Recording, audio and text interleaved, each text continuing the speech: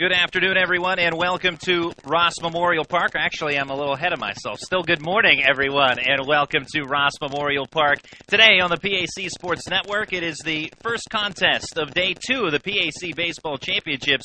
The W&J Presidents take on the Thomas More Saints. This is the first game of the day with the two winners of yesterday's contest. Thomas More beating Bethany 15-4, W&J defeating Waynesburg 14-4. So a couple of blowout victories for each team. I'm sure both coaches coming into this contest expecting a much closer affair. The top-seeded Presidents against the second-seeded Thomas More Saints, and a couple of good pitchers on the mound today. Brian O'Neill for W&J and Logan Miller for the Thomas More Saints. Yeah, absolutely. And both these teams know each other very well, not just obviously being in the same conference, but it seems like they meet in the PAC tournament every year. And last year they had a very memorable meeting in the NCAA tournament. So a couple programs that are very successful, very familiar with each other, and this is the game right here that you have to have if you want to be successful in the tournament.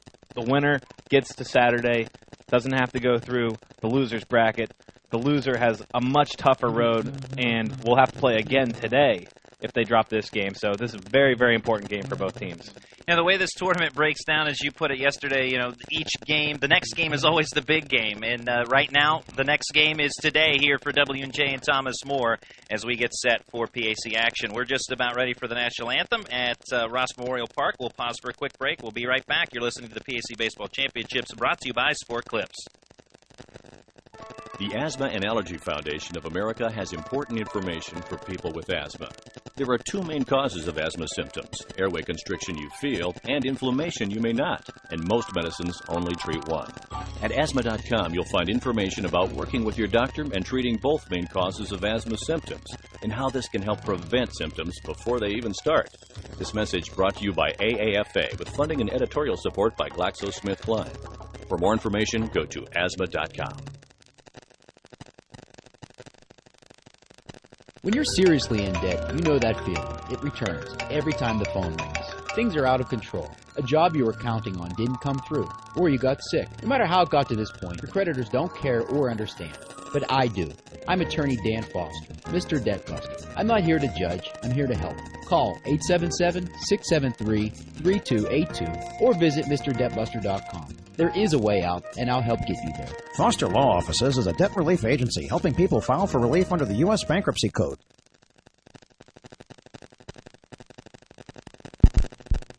Mr. Big's Sports Grill and Tap Room, Washington's premier sports restaurant, offering an all-day lunch and dinner menu featuring a wide variety of items, including Mr. Big's platter, ribs, boneless wings, and shrimp. Stop in and enjoy what's on any of their 25 HD TVs, or relax on the fully seated patio. Open 7 days a week from 11 a.m. till 2 a.m. with live entertainment every weekend. Located at 595 Racetrack Road off I-79 at exit 41, down from the Meadows. Mr. Big's. Welcome back to Ross Memorial Park as we are just about ready to go. The starting hurler for the Thomas More Saints today, Logan Miller, about to take his warm-up pitches. This will be the lineup he'll face today for the W&J Presidents. The Presidents, by the way, even though they're playing on their own home yard by way of the tournament setup, they are the visiting team for this first game in Day 2. Leading off and playing shortstop, it is Michael Ruffing. Batting second, left fielder Nick Vento. In the third spot, Josh Stanish plays center field. The catcher, Ronnie Parrish, in the cleanup spot. Kyle McLean hits fifth. He'll play third base. The designated hitter, Kyle Smith, hits sixth. Derek McIlvain out in right bats seventh. Tyler Schultz in the eighth spot is at first base. And Anthony Palladino, the second baseman, bats ninth in front of starting hurler Brian O'Neill. Again, for the Presidents, it's Ruffing, Vento, Stanish, Parrish, McLean, Smith, McIlvain, Schultz, and Palladino. For the Thomas More Saints, serving as the home team in this contest, leading off and playing center field, Casey Metzger. Batting second and playing second, Jason Handley. At first base, Craig Heisen in the third spot of the batting order. Hitting cleanup is Cody Macon out in right field. Travis Miller hits fifth. He'll play third base. The designated hitter, Donovan Pogue, bats sixth. Nick Connor, the seventh spot, will play left field. The catcher, Brad Popham, hits eighth. And batting ninth, Tyler Graber, the shortstop, in front of starting pitcher Logan Miller. Again, for the Saints, it's Metzger, Handley, Heisen, Macon, Miller, Pogue, Connor, Popham, and Graber. And as we were talking about before we went to break, and kind of building on your thought, that what you had said yesterday, the next game is always the biggest game. And on the first day of the tournament, you really want to win that first game because it kind of sets the stage for today. Now, or sets the stage for what they hope is just tomorrow and tomorrow only. Now, the winner of this game has a huge advantage over the rest of the tournament field. The loser is not out, but the loser will have to play at least an additional game. And just the way that the tournament is set up, you're looking, or additional game today, and the way the tournament's set up, you win this game, you're immediately into the championship round, and to lose in the championship round, you have to lose twice. So having a perfect record getting into the championship game is definitely an advantage. You don't want to have to go through the loser's bracket at all. First pitch is strike on the outer edge to Michael Ruffing, and we are underway in day 2 of the PAC Baseball Championships. 0-1 pitch, and Ruffing goes with the offering down the left field line, but a foul ball as it slices into foul territory. Logan Miller was the leading pitcher on the Saints staff this year, 6-2 record, 2.92 ERA. Pitching in this game, Jeff Hetzer rolling the dice a little bit yesterday, going with Vic Newberry, knowing that he's probably going to see the Presidents today. Both teams winning, the matchup is set, and he has Logan Miller on the mound. Position, if you're a fan of the Saints. 1-2 pitch, breaking ball upstairs, evens up the count 2-2 on Ruffing. And Miller, 5th in the conference in ERA with that 2.92 mark. 4th in innings pitched. 2-2 fly ball to center by Ruffing. Camping under it is Metzger to make the catch. Out number 1. Routine fly out to start the game. Rest of the numbers on Miller. 64 2/3 innings, mentioned 4th in the conference in innings pitched. Also tied for 2nd in the league in wins with 6. And in his 64 2/3, has struck out 42 and walked only 10. So a good strikeout to walk ratio as well for the right-hander. He'll now face Nick Vento, who digs in. Vento takes a strike on the outside corner. Good breaking ball. Doing a nice job of mixing it up. Also getting ahead of these hitters early. Took W&J a couple innings yesterday to start the offense up against Waynesburg ace Brian Resnick. They're able to solve him pretty well in the middle innings. 0-1, another bender for a strike. 0-2 very quickly. 1 out, nobody on. Top of the first, just underway from Ross Memorial Park. 0-2 fastball upstairs. Vento 2 for 4 yesterday with an RBI and a run scored against Waynesburg, part of a 14-4 win. 1-2 pitch. Fly ball to right center. On the run, Cody Macon. He's not going to get there. That ball is over the hit well. I didn't know it was hit that well, but it's gone. A solo homer by Nick Vento, and it's 1-0 W&J. I don't think Vento knew that either because he took off a dead sprint to first base thinking extra bases. He was almost to second base by the time that ball got out of here over the fence. So W&J striking first. I think we're all a little surprised up here that ball got out. Now the wind blowing out to right again as it was yesterday. That ball had good lift. It certainly was hit well to right center. And Macon was on the run, but nothing he could do about that ball that sails out of here. 1-0 Presidents. Josh Stanish, first pitch swinging, ground ball to Handley, who handles it and fires to first base for 3. 2 down now in the first inning, but it's 1-0 W&J with a jolt. 3rd home run of the tournament already for the Presidents, and taking a page out of the Thomas Moore book as far as long balls. And Nick Vento's 4th of the season. It's tops on the W&J squad. Ronnie Parrish, the starting catcher for W&J. Right-handed hitter against the righty Logan Miller. Breaking ball outside corner. Hitting his spots on that outside corner with the bender. W&J, knowing that Miller is a strike thrower. Vento, aggressive, able to blister it out of the park. Here's another blistered pitch. Parrish up the middle into center field. A 2-out single.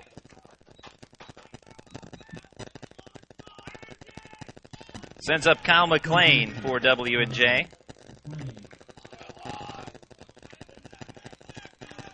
McLean yesterday 2 for 4 with 2 RBIs and a run scored.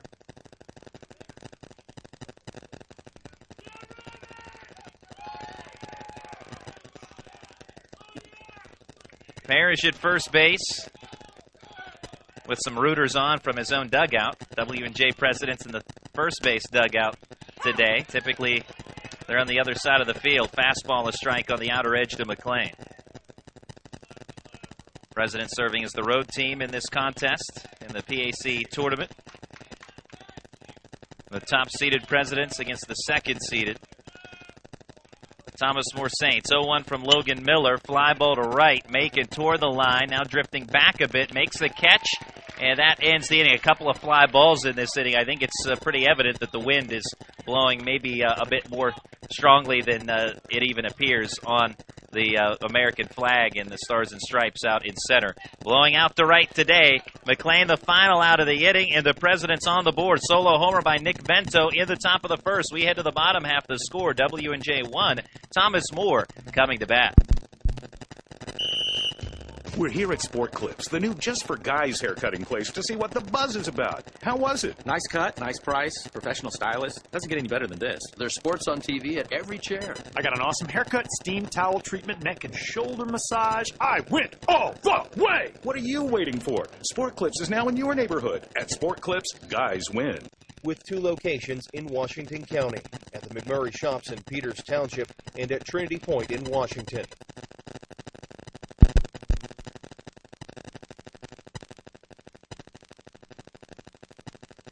For 3 generations, Sharp's Furniture has been proud to serve southwestern PA with their brand of personal service. Being an authorized dealer for Lazy Boy, they are dedicated to providing the finest quality products made here in the U.S. of A. Looking for custom upholstery? Sharp's carries a large selection of upholstery to choose from, all made in America. And their friendly staff will deliver right to your front door. Sharp's Furniture, your authorized Lazy Boy dealer. Family owned, family operated since 1917. Located just off I-70, exit 19B in Washington, PA.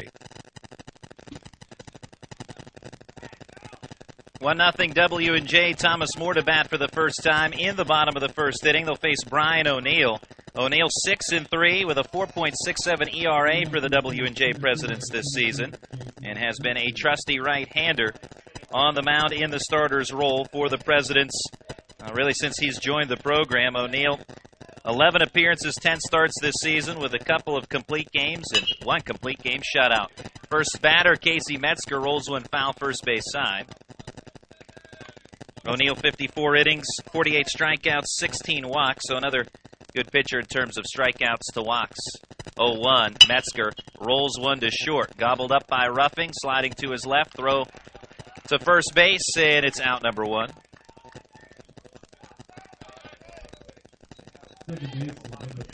Jason Handley, the next batter for Thomas More. Handley 3 for 5 yesterday against Bethany with 2 runs and 2 RBI. Pretty much going to be the theme as you go down the batting order for both teams. Excellent offensive days all around. Some inflated offensive totals. You know, you put up 15 runs and 14 runs alike, you'll have that. 1-0 pitch. And this one skied to shallow left, backpedaling shortstop Ruffing, hauls in the soft pop for out number 2. 1-0 W&J in the bottom of the first inning. Thomas More yesterday beating Bethany 14-5. And W&J with a big win over Waynesburg as well. Yeah, 14-4, 14 a lucky number. Craig Heisen accepts a fastball outside from O'Neill. Well, one thing we learned from the top of the first, being get the ball up in the jet stream toward right field, might carry out of here. 1-0 pitch. And this one hit on a line to right center. That's going to drop in the gap and roll to the fence. Heisen headed for second. And he will pull up there with a 2-out double. A lot of to right field, even some right-handed hitters in this game. Nick Bento already taking the ball opposite field and out. That right center field, that right center gap, a lot of guys like to live there in this game. So maybe the wind will play a factor, although that one down below the jet stream, that one was just hammer double all the way into the right center field gap. That ball was hit too hard to leave the yard, if that makes sense. He just hit it on a straight line into the gap. Set batter's box, Vento, Ronnie Parrish, those guys have good power opposite field. Heisen, a chopper Excuse me, make that Cody Macon, rather. Chopper first base side for strike one. Heisen at second after the double. Cody Macon, 1 for 4 with a run scored yesterday. 0-1 from O'Neill. Fastball away to the left-handed hitting Macon, ball one. W&J scoring first to the top of the first, solo homer by Nick Vento, going opposite way to right center.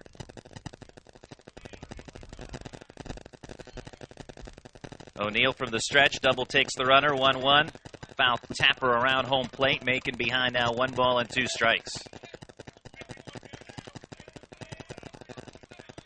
First game of the day, triple header action on the PAC Sports Network. Day 2 of the PAC Baseball Championships.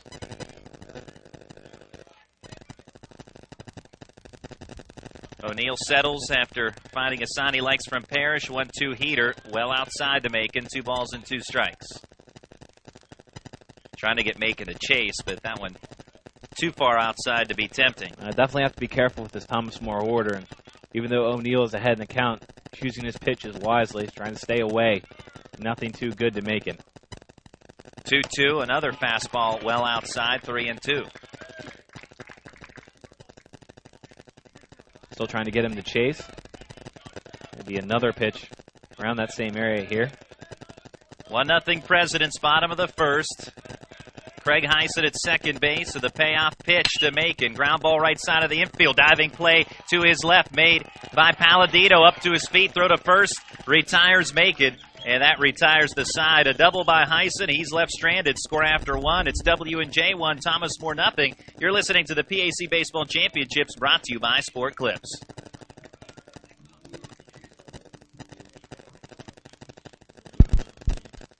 Disability affects the lives of over 29,000 people in Fayette, Washington, and Greene counties. Tri-County Patriots for Independent Living are people with and without disabilities working to meet those needs in the community. The success of Triple comes from the commitment of a dedicated board of directors, its members, and volunteers. To continue to improve services, Triple is renovating the historical YWCA building located at 42 West Main Street in Washington. This will allow for an assistive internet cafe, increased veteran services, and transportation and wellness to provide skills to help with independent living. Your help and feedback are appreciated. And if you seek assistance, we're here to help. Call us at 1-877-889-0965. That number, 877-889-0965. Or visit us online at triple.com and on Facebook.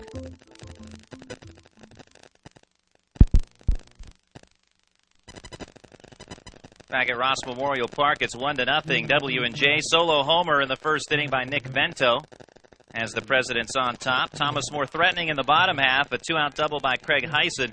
A hard ground ball by Cody Macon on the right side of the infield. He was denied on a fine diving effort by second baseman Anthony Palladino of the Presidents. And so moving on into the second, Kyle Smith leads off for the Presidents. Smith hit a 2-run homer in yesterday's game against the Waynesburg Yellow Jackets. Puts down a bunt third base side, charging Travis Miller. Handles, throws, and the out made at first. Throw was a tad on the home plate side. Not sure if Heisen got the tag on Smith on the way up or kept his heel on the bag. Regardless, the out was recorded 5-3, and the hard part of that play taken care of by Travis Miller. A nice job charging in from his third base position. Drilled that ball parallel with the mound, so he had to come a ways, and it's always difficult to field a bunt off somebody's bat that you don't really think is bunting. You mentioned Smith having the power yesterday, showing the power. Miller clearly not thinking bunt in that situation, was back behind the third base bag and back behind the baseline. First pitch, a ball inside to Derek McIlvain. 1-0 Presidents in the top of the second inning. McIlvain strokes one to right center field in the gap. Bounces off the fence on a couple of hops. McIlvain will stop at second with a 1-out, 2-bagger.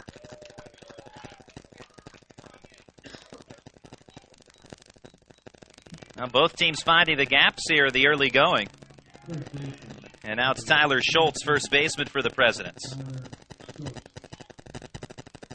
Starting pitcher today, Logan Miller for the Thomas More Saints. Miller will throw a fastball, curve, and changeup. Fastball in the low 80s, 82 to 83. Talking with Coach Jeff Hetzer, he said that'll look like 95 miles per hour compared to what Vic Newberry was throwing yesterday. But Newberry, a great job, the freshman starter in yesterday's contest for the Saints, breaking ball low to Tyler Schultz. And really what Newberry did yesterday helped set the Saints up for today and allowing Logan Miller to get the nod here against the Presidents. Yeah, did a great job. 6 innings. Really helped out the Thomas More pitching staff, too. Both these pitching staffs very fresh. They used one reliever apiece. Wano Bender, a strike, drops in the zone nicely. Inoue went 8 innings for W&J yesterday, so arms on both sides should be very well rested. And that's good. In a tournament setting like this, a loser, again, will have to play today, and then to win the tournament, we'll have to play 2 games tomorrow. Dancing around second base was McIlvain, and Logan Miller doesn't like that, so he steps off the mound to look him back towards second.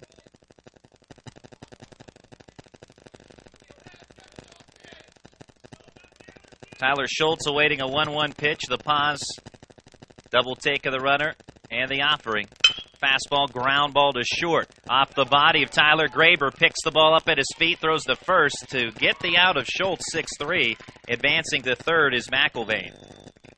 It was fortunate for Graber that it was Schultz running. W&J has pretty good team speed, but Schultz not really one of the burners, so a little bobble didn't hurt him in that situation. Number 9 hitter Anthony Palladino.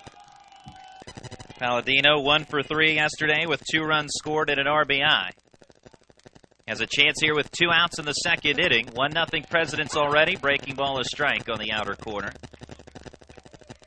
Now the Saints know what the number 9 hitter can do. Tyler Graber yesterday for the Saints was 3 for 3. With 3 RBIs.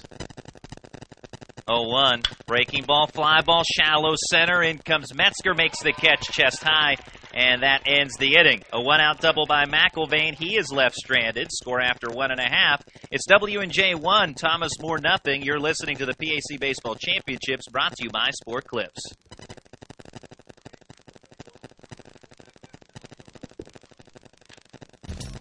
When you are in need of fast, affordable, and professional voiceovers, contact TimeAt Productions. TimeAt Productions offers voice services for business presentations, documentary narrations, radio, television, imaging, and commercials, movie trailers, corporate phone systems, websites, audiobooks, and more. Visit or contact us online at www.timeatproductions.com. Vigigroup, a multifaceted graphic designs company that has been producing great designs since 1999, offering creative services like branding, new media, illustration, exhibitions, advertising, direct mail, and annual reports. Everything Vigigroup does is focused on producing outstanding design and service. For a design consultation, email Vigigroup at info@vigigroup.net. Good biz, and we do big things.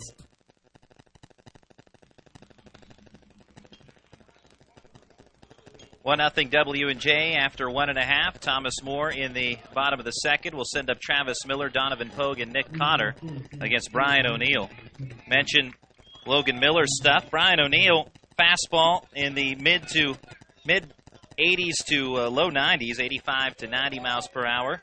Change up and a good breaking ball. Gets a ground ball off the bat of Travis Miller. Bobbled by Palladino, has no play.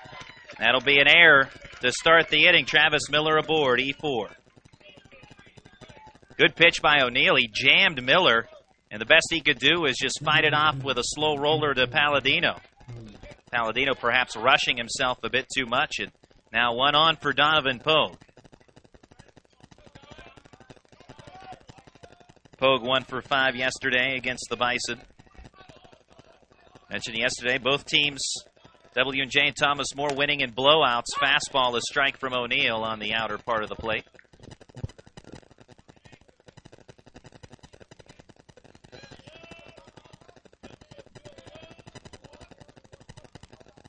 First baseman Tyler Schultz holding the runner Miller. 0-1, chopper third base side. Moving to his left, McLean plays it, goes the short way to cut down the lead runner to Palladino. Out goes 5-4 to retire Chord on a fielder's choice. Maybe hit a little slow for a double play. That was a chopper hit to McLean, but good slide by Travis Miller into second base just to make sure, break up that double play, make sure Palladino could not turn. And who knows, you make that play difficult, perhaps Palladino thinks about that the next time around in a similar situation, and you force him into an error. Nick Connor skies the first pitch he sees into right field. Toward the line and in comes McIlvain for out number 2. Pogue retreats back to first.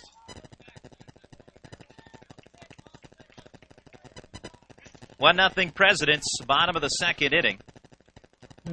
With Pogue aboard, here's Brad Popham, the Thomas More catcher. Popham 0 for 3 yesterday, but still scored a couple of runs. Everybody producing up and down the lineup for Thomas More. A nice game behind the plate, too, throwing out a runner. O'Neill's pitch to Popham, a strike on the inner part of the plate. Also a member of the All-PAC, All-Name team, Brad Popham. Great name behind the plate. Absolutely.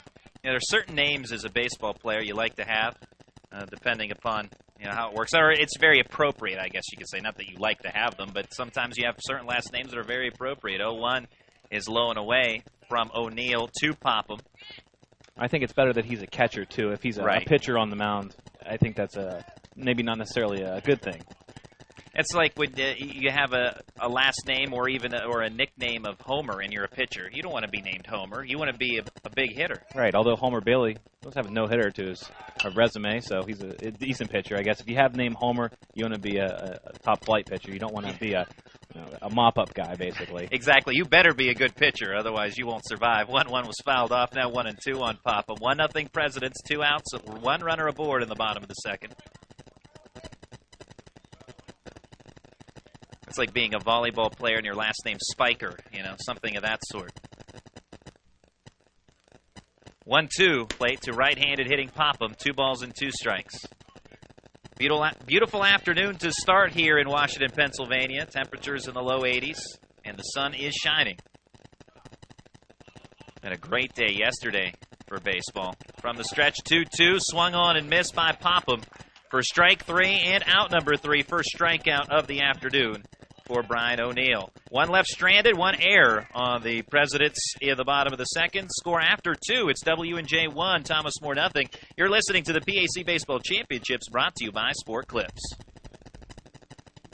Vigigroup, a multifaceted graphic designs company that has been producing great designs since 1999, offering creative services like branding, new media, illustration, exhibition, advertising, direct mail, and annual reports. Everything Vigigroup does is focused on producing outstanding design and service. For a design consultation, email Vigigroup at info@vigigroup.net. Good things come in small packages, and we do big things.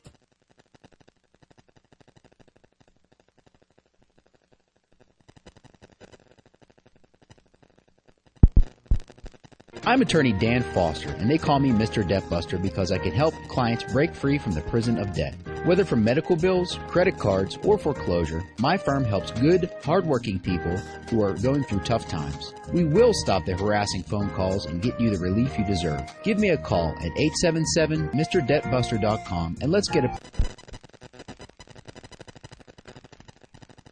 1-0 W&J as we head to the third inning. Logan Miller and Brian O'Neill dueling in the early part of this contest. Talking with Jeff Hetzer before the contest today, Thomas Moore's head coach, and he said he expected today's game to be a much more low-scoring affair than what you saw from both teams yesterday, outslugging their opponents. He expected a more tight-to-the-vest ball game, and at least through 2 innings, we've seen that. Well, quality starting pitching, both teams having an arsenal of arms still healthy and ready to come in case of trouble. I would agree with that. Logan Miller pitch in the dirt to Michael Ruffing for ball 1. Ruffing flew out to center field his first time up. Wouldn't expect to see the huge inning from either team, and that's kind of how they won their games yesterday, basically. W&J with a huge inning in the middle innings, putting up a 5 spot, setting their lead to 7-0. And Thomas More with a 7-run third inning. That was really the nail in the coffin for Bethany early on. 1-1 roller to the right side of the infield. Played to his right by second baseman Jason Handley on one knee, and the throw to first is out number 1. So roughing retired. Now it's Nick Vento, who hit a solo homer, a surprising jolt in the first inning. Not surprising in terms of his ability to hit the ball out of the ballpark, but surprising because it looked like it was headed for the gap for a double and just sailed right on out of here. And he takes a breaking ball away, ball one. But good power displayed and oppo power as well. Yeah, it's not the highest outfield walls out there. Certainly can rob a home run if there's an outfielder in the area. But did have enough steam to get out. 1-0 fly ball right center, shading Vento toward right center as Metzger makes a backpedaling catch, 2 away.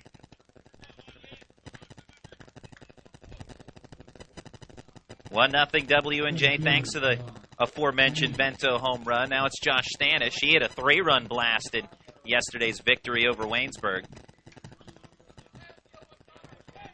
Was part of a 5-run 5th inning for the Presidents yesterday.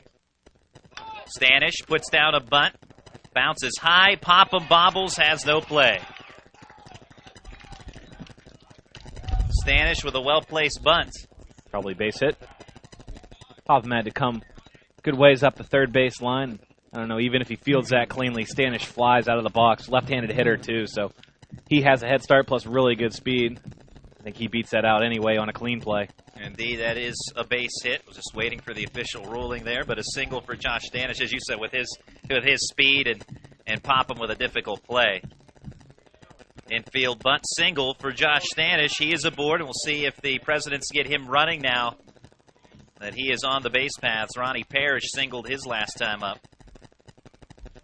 And the Thomas More Saints thinking that way as well. Throw over to first, Stanish back in safely. Probably won't be the first time, or probably won't be the last time he throws over. Stanish third in the conference in stolen bases in the regular season, with 14 of them. Another throw to first, this time back standing is Stanish. Yeah, these Presidents like to run, like to hit and run, situational hitting. So with 2 outs, primary goal is to get that runner into scoring position. Stanish certainly capable. Nice healthy lead on the edge of the cutout at first. Pitch to Parrish, liner into right field, drops in front of Cody Macon for a base hit. Stanish will stop at second. 2 aboard with 2 outs for Kyle McLean.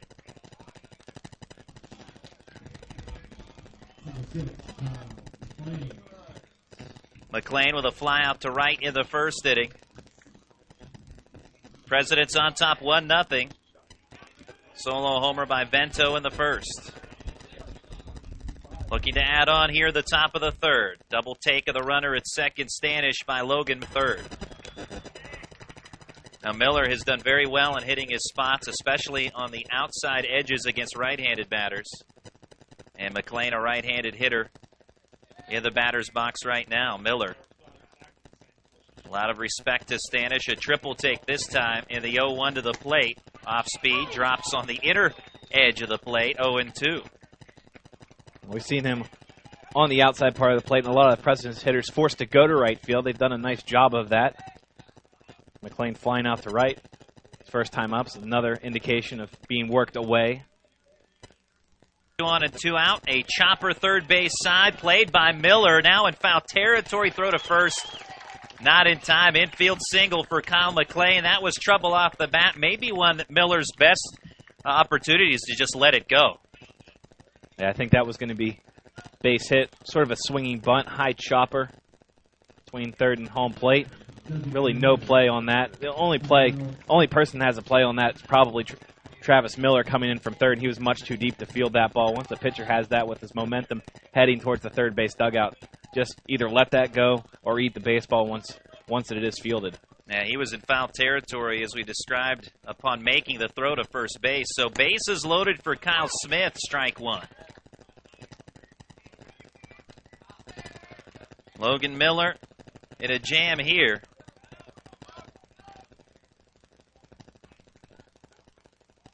One-run lead for W&J, 0-1 pitch. Breaking ball on the inside corner for strike 2 on Smith. Doesn't like the call as he sways his head to each side, steps out of the batter's box, and will return for an 0-2 pitch. Andy Dudonis, the home plate umpire today, The men in blue. Miller's done an excellent job of getting to 2 strikes, just no punch-outs yet. 0-2 ground ball up the middle and through. Base hit. Stanish will score. Parrish being waved around. He'll try UNJ. With a 2-strike count, Nick Vento in the first inning, homering on a 1-2 count. There, Kyle Smith in the hole, but grounding the ball back up the middle for a 2-run single. After 2 outs, 4 consecutive singles. And it all started with a bunt single by Josh Stanish.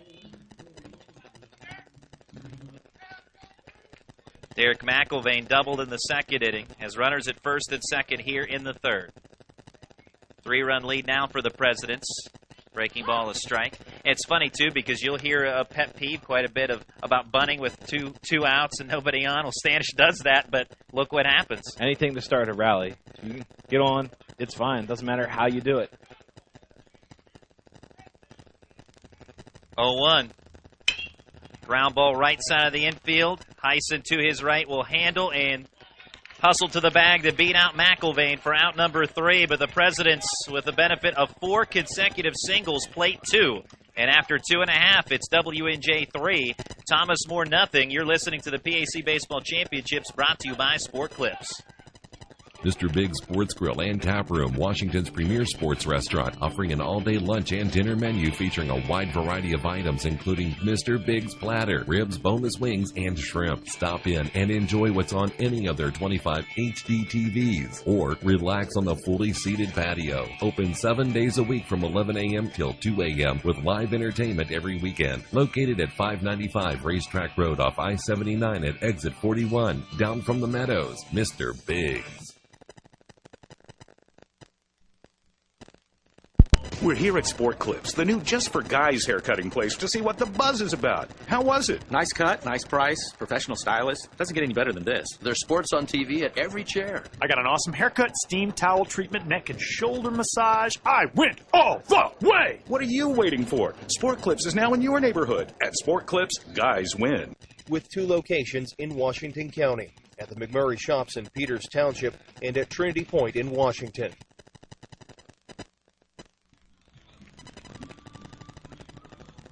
At Ross Memorial Park, it's 3-0 W&J as we head to the bottom of the third. 9-1 and 2 hitters due up for the Saints. Ryan O'Neill, a starting hurler for the Presidents. Facing Tyler Graber. We mentioned earlier, Graber 3 for 3 yesterday, along with 3 RBIs, accepts a strike on the inside third of the plate. Graber was our Mr. Big's big player of the game in Game 1 of the tournament yesterday. Hasn't even been retired yet in the tournament. 3 hits and then 1 opportunity with a sacrifice bunt, and an error allowed him to reach. So no one has been able to retire Mr. Graber yet. 0-1 in the dirt. 1 ball, 1 strike on Graber. O'Neill winds and delivers, and a roller to second off the chest of Palladino. Picks it up at his feet. Throw to first. Does get the out. Boy, Palladino has had a bit of trouble with a couple of ground balls. He's still handled 2 of the 3, but did commit an error in the second. Oh, he's been in position. Just needs to look that ball all the way into his glove. Make sure he has it. Looked like he tried to move a little bit that time and allowed the ball to roll up on him. That's sort of how the error came about. Ended up playing it off his body. That one he kept in front of him. Casey Metzger, first pitch swinging. Skies one to shallow left. In comes Vento to make the catch, fighting the strong wind. 2 down. It's no fun trying to play the wind in the direction that the wind is blowing. In this case, right center field, right field. A lot of times it'll drift that ball back. You'll have to, you think you're where you need to be. You need to take a couple more steps back, but it's definitely no fun for the left fielder. A pop-up like that, and you think you're camped under it, you end up starting to drift a little bit towards center field. Jason Handley, 2 outs, nobody on. Bottom of the third, 3-0 W&J. Fastball low from O'Neill. Haven't really seen a pop-up or a true pop-up on the infield yet for the wind to affect that, but it's really whipping out there on the center field flag. 1-0 and a soft flare that comes to Palladino on a hop as he waits on it. Throw to first. 1-2-3 go the Saints for the first time today. Score after 3. W&J 3. Thomas More nothing. You're listening to the PAC Baseball Championships brought to you by Sport Clips. Yo, what's up? This is the Black Eyed Peas, and we're here for Rad, recording artist, actor, actors and athletes against drunk driving. Music is one of the most important things in our lives, but nothing is more important than life itself. So when you drink and drive, you're risking the life of yourself and the lives of everybody on the road. Don't plan to drive, just plan ahead. A public service message brought to you by the U.S. Department of Transportation, RAD, the National Association of Broadcasters, and the Ad Council. For 3 generations, Sharp's Furniture has been proud to serve southwestern PA with their brand of personal service. Being an authorized dealer for Lazy Boy, they are dedicated to providing the finest quality products made here in the U.S. of A. Looking for custom upholstery? Sharp's carries a large selection of upholstery to choose from, all made in America. And their friendly staff will deliver right to your front door. Sharp's Furniture, your authorized Lazy Boy dealer. Family owned, family operated since 1917. Located just off I-70, exit 19B in Washington, PA.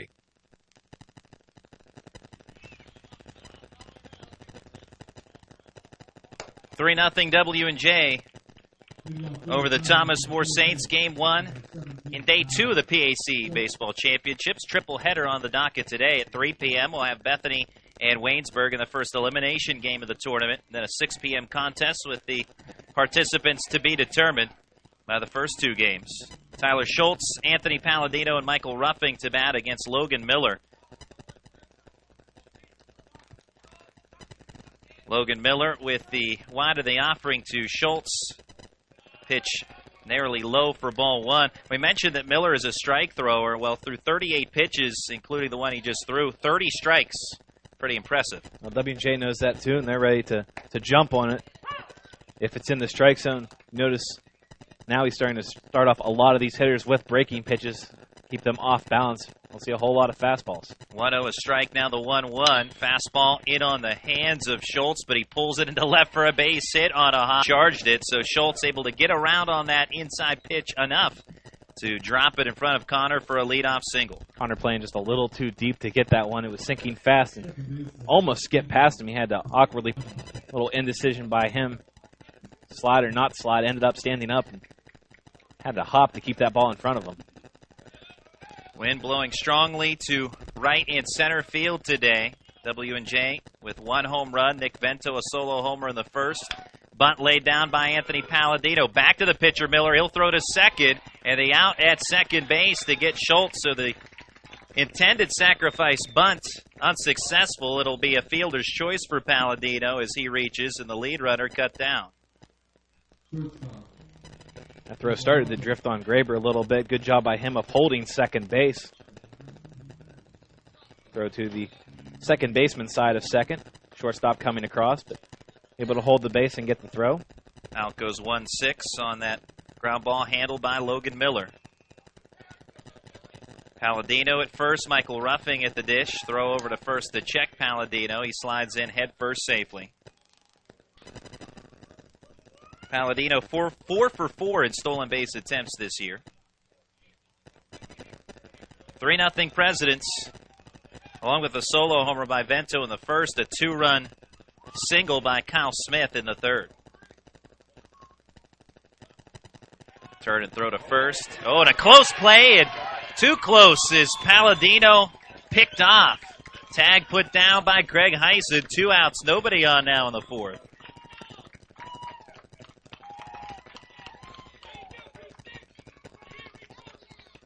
Palladino, unsuccessful sack bunt, and then picked off of first base. That won't make Jeff Mountain too happy, I'm sure. W&J is so good at doing the little things. This inning, a sacrifice bunt going awry, and getting picked off won't ever make a coach happy with you. Usually very good base running team, but that time good move by Miller. Pitch low to Ruffing, ball 1. He's 0 for 2 today. 2 outs, nobody on. 3-0 Presidents in the fourth. 1-0.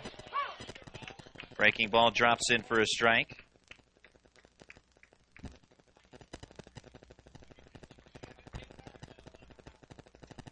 Logan Miller's 1-1. Ruffing, chopper, first base side, pulled foul. Now, Jeff Hetzer talking about Logan Miller. He said that he's a big-time pitcher. I mean, obviously, they started the year with Tim Baldrick as the ace, with him going down, but Logan Miller stepping up big time, he said, and again, has been a big-time pitcher. He's pitched in big playoff games in the past. whether it be NCAA tournament or otherwise. Pitched last year in the NCAAs against Marietta, went 5 strong. Pitched against the University of Cincinnati and did particularly well right now with a 2-balls, 2-strike count on Michael Ruffing. Well, he's doing a good job. 3 runs through 3 innings. But he needs his offense to pick him up a little bit. Thomas More mustering just 1 hit through 3 innings. 2-2 dribbled foul around home plate. Count will stay the same on Ruffing. Doesn't matter what kind of pitching you're getting if your offense is being held down. Brian O'Neill on the other side doing an excellent job of limiting the Saints' attack. And Jeff Hetzer saying that the longer the game goes where his team is hanging around, he believes that benefits them. But the President's the type of team, and you mentioned it yesterday, where they just nickel and dime you to death. Run here, 2 runs there, and next thing you know, it's 10-0. 2-2, liner to left, drops in toward the line for a base hit and fair ground. Ruffing with a 2-out single. And again, another 2-out single, and looks innocent here on the scoreboard. Runner on first, 2 outs. Don't necessarily think it's a threatening position, but you're looking at Vento, and if he reaches Stanish, and then you're in the heart of the order. So just a little innocent hint to left field could, again, that's why they're being J order. No easy outs 1 through 9, that is for sure. Nick Vento, solo homer in the first inning. First pitch to him here, breaking ball up and in. Also a very disciplined hitting team with Miller falling behind 1-0. Vento sit there until he sees something that he can drive. Most likely a fastball at some point. Miller from the stretch with a runner at first and 2 outs. 1-0 fly ball hit well to center. Metzger on the run. Back toward the fence, and this one's out of here. Nick Vento with another home run. This time a 2-run shot to center field over the 390 sign, and it's 5-0 W&J. You can kind of feel that one coming a little bit. Whenever that fastball was going to come, 1-0 count. If he threw another curveball, that's fine. Vento would have let that go by. But as soon as that fastball was there, over the heart of the plate, he was going to pounce, and he did. Dead center field, and another bomb by him. Wait for your pitch, and Vento found the one he wanted and drilled it. Just like the third inning, the Presidents have scored 2 runs now in the fourth, all after 2 outs. Pitch a strike, Bender to Josh Stanish. And all the action, essentially, or at least the run-scoring action coming after 2 outs. The Presidents had a single and a runner on to start this inning, but a failed sacked bunt and a pickoff. You had 2 outs and nobody on, but the Presidents still produce runs. Pitch a strike on the outside corner. Yeah, so much for this team not being a home run hitting team. Gap to the gap power, but they have over the fence power. 4th home run of the tournament, 2nd of the day for Nick Vento. Pitch outside, ball 1. Vento solo shot in the first, and now a 2-run bomb in the 4th. And off the bat this time, there was little doubt that one was out of here. The first one, maybe debatable, as here's a ground ball pulled through the right side of the infield for a base knock for Josh Stanish. Yeah, the first home run by Vento kind of snuck up on us as it sailed out of the park in the jet stream, but that home run here in the 4th inning, off the bat, you knew that one was crushed. Yeah, that was a poke. 390. That sign out there in center field, went well past that. Checking signs with Jeff Mountain, the third base coach and head coach, Ronnie Parrish. Parrish 2 for 2 today with 2 singles and a run scored. Presidents back hosting the tournament yet again, the reigning PAC champions. Jeff Mountain in his 12th season. Pitch out. Nothing doing for Josh Stanish and the Presidents this time. Jeff Mountain has over 325 career wins, school's all-time leader in victories, and won his 300th game last year with the PAC title win over Thomas More. A 9-3 victory a year ago. He timed that up well. He very much did. Throw over to first, and the pickoff back standing is Stanish. Well, good coaches are always aware of the little things. Well, when you can earn a monumental win, but it be an important win, I mean, you'll always remember it for that reason, the reason that you got that victory, and it was a championship for 300. Throw over to first. Back sliding in again is Stanish. And similar for Rick Carver for Bethany. He won his 400th game this year, and it was a memorable victory because it was a game in which his team was 8 runs down. And he said the thing he'll remember most were the faces on his team as they were, of his players, as they were able to rally for that victory. Not so much that it was the 400th win. You know, it could be one of 400, but the way you do it. And that's been the situations for Carver in that case for win 400, and Jeff Mountain with win 300 last year.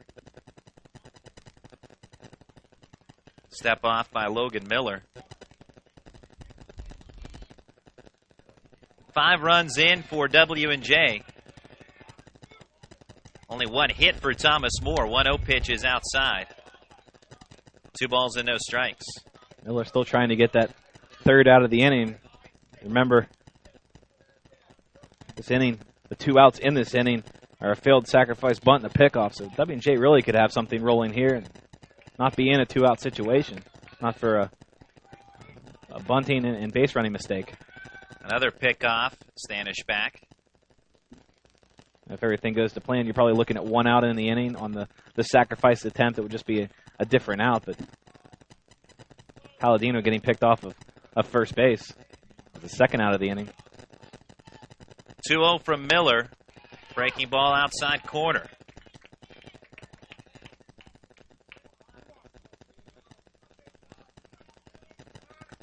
One run in the first, 2 in the third, and 2 so far in the fourth for W&J.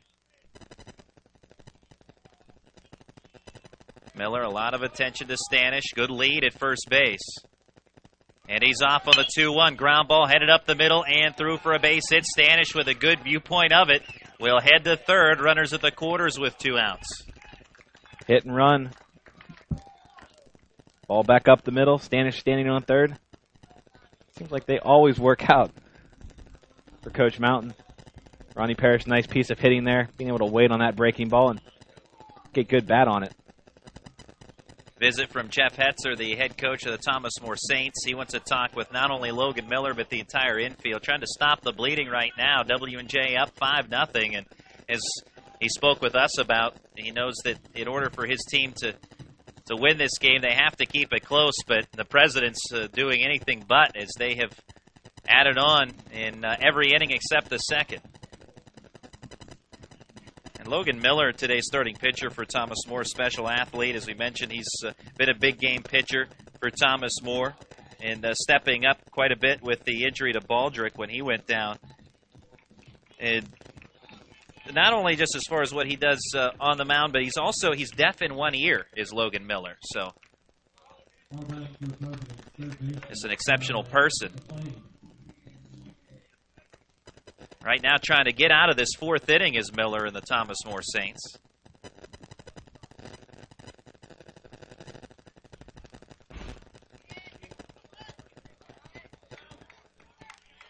Stanish at third, Parent. Kyle McLean, who's 1 for 2, awaiting his first pitch in this AB.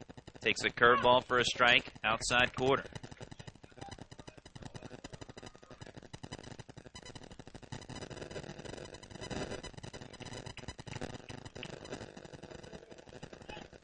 Five runs, 12 hits for W&J, and we're just in the 4th.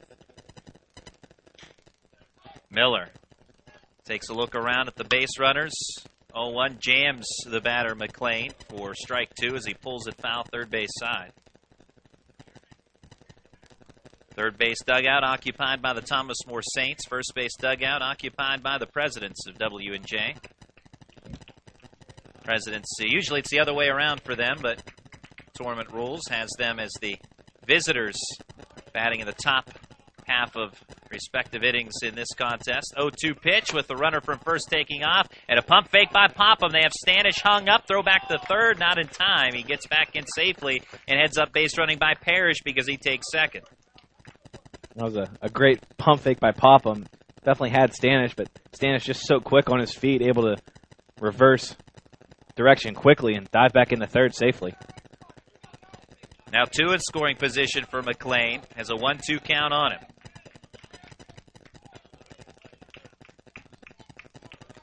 Five-run lead for the Presidents. Miller's kick in the offering. 1-2, foul ball right field side. That will get out of play. Glad you can be with us today on the PAC Sports Network. I'm Randy Gore along with Justin Piles for today's contest and every contest on the network for this 3-day tournament. Yesterday, a couple of blowout wins for W&J, and Thomas More has them dueling here today. And W&J has brought the bats again this afternoon. 1-2 roller in the hole through the left side of the infield for a base hit. Standish scores. Parrish held at third. 6-0 W&J. Continuing to pile on runs with 2 outs. That ball rolled through the infield, but rolled in the right spot. Graber unable to get to it from a shortstop position.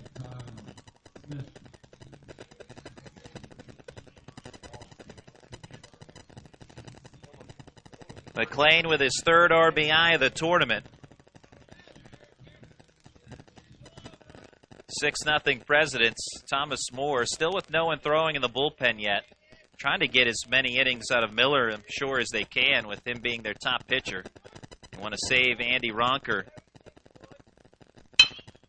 Bounding ball in the hole at short, fielded by the shortstop Graber. Hanley, they narrowly get the runner McLean there, and the W&J coaching staff going to argue the call, but the out recorded is McLean cut down on the out that goes 6-4, and that ends the inning. As the score after 3.5, W&J 6, Thomas More nothing. You're listening to the PAC Baseball Championships brought to you by Sport Clips.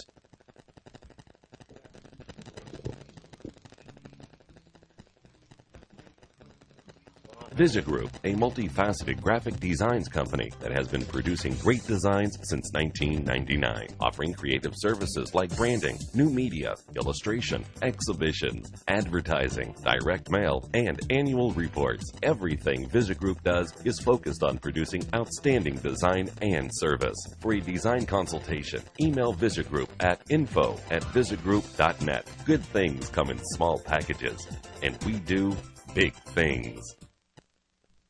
Listening to the PAC.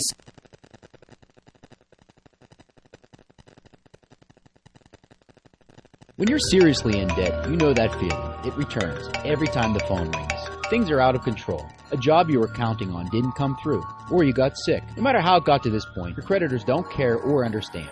But I do. I'm attorney Dan Foster, Mr. Debt Buster. I'm not here to judge, I'm here to help. Call 877-673-3282 or visit MrDebtBuster.com. There is a way out, and I'll help get you there. Foster Law Offices is a debt relief agency helping people file for relief under the U.S. Bankruptcy Code. 6-0 as Brian O'Neill back on the mound, and the first pitch of the inning swung on and hit deep to right by Craig Heisen, and this one is gone. Only the second hit of the day allowed by Brian O'Neill, but this one's out of the ballpark as Heisen has both hits, a double in the first and now a solo shot in the fourth. The W&J lead cut to 6-1. Is it too late to say that you still need to stay focused despite the 6-0 lead, because this Thomas More lineup is very potent? Because they just showed it off right there. 1 pitch, 1 run in the bottom of the 4th inning. Maybe another wind-aided home run, but well hit nonetheless. At the very least, that's off the wall, and Heisen pulling in with extra bases. But definitely need to stay focused. This Thomas More team can score runs in a hurry. We saw that yesterday. Cody Macon takes outside ball 1. Yeah, the Saints put up a 7th spot in the 3rd inning yesterday against Bethany. 1-0 pitch, Cody Macon, wave and a miss for strike 1. The conference leaders in home runs and team batting average, the Thomas More Saints. So as you said, and no matter what the deficit is, they're not really out of the game. No, and they can chip away too. A run here, 2 there. Still just the 4th inning. Plenty of time. Don't want to save it until the end, but plenty of time to make up this deficit. Fastball away, 2-1. Macon 0 for 1. He's another one capable of hitting the ball out of here. Pops one up out of play. Now 2 balls and 2 strikes. Macon's been dealing with a wrist injury over the last half of the season, or the last month or so. You can see his power totals dipping over the last month, but still has a batting average over 300. 2 from O'Neill. Fastball. Any of these Saints hitters? 3-2. Macon pops this one up. Shallow right. Second baseman Palladino will move toward the line to make the catch, and it's out number 1. 6-1 Presidents over the Saints, 1 out in the 4th. Travis Miller 0 for 1, reached on an error in the 2nd.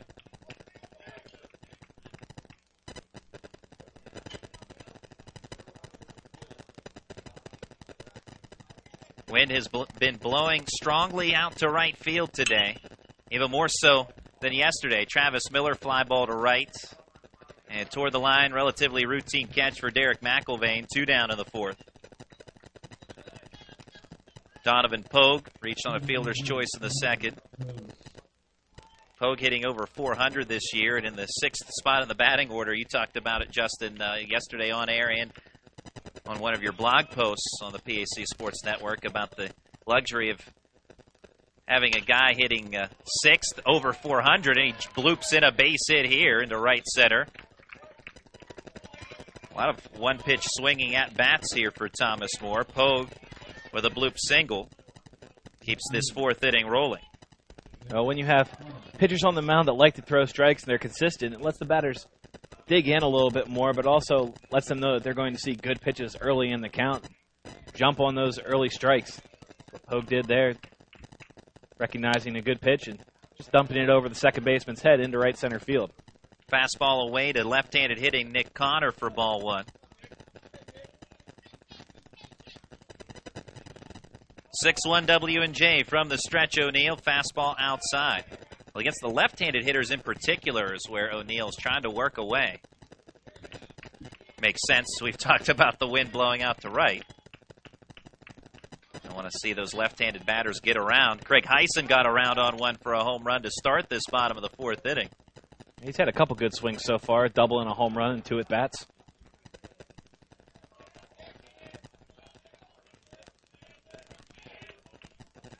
O'Neill nods it ready. Brings a pitch on the outer edge for a strike. Looked like a changeup there.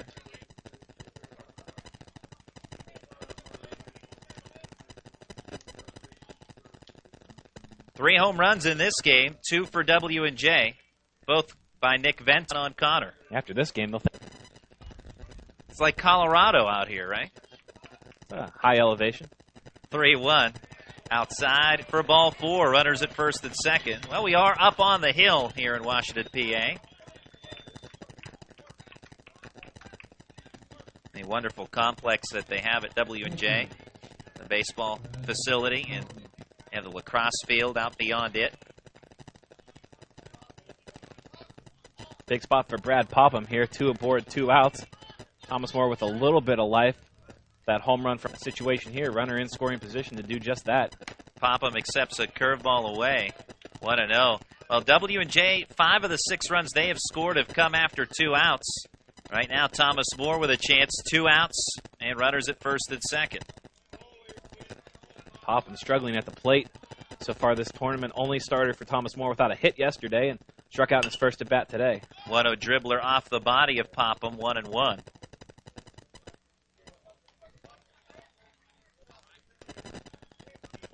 Right-handed starter Brian O'Neill surveys the signals from catcher Ronnie Parrish and ready to go. Brings the 1-1. Pop up out of play. First.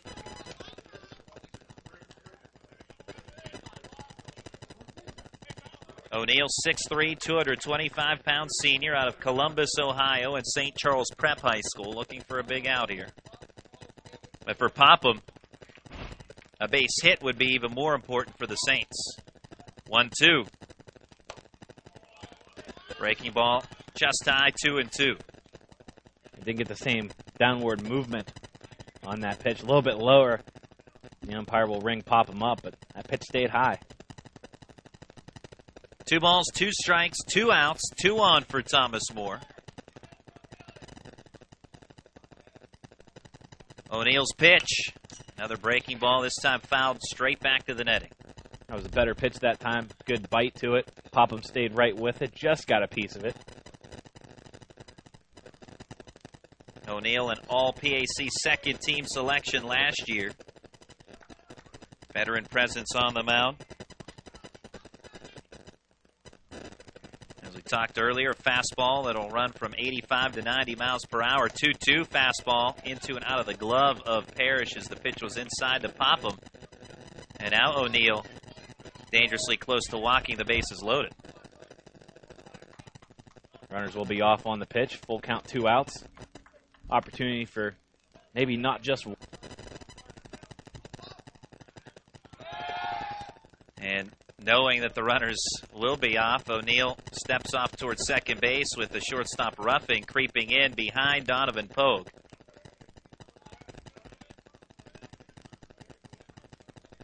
Well schooled, the W&J presidents.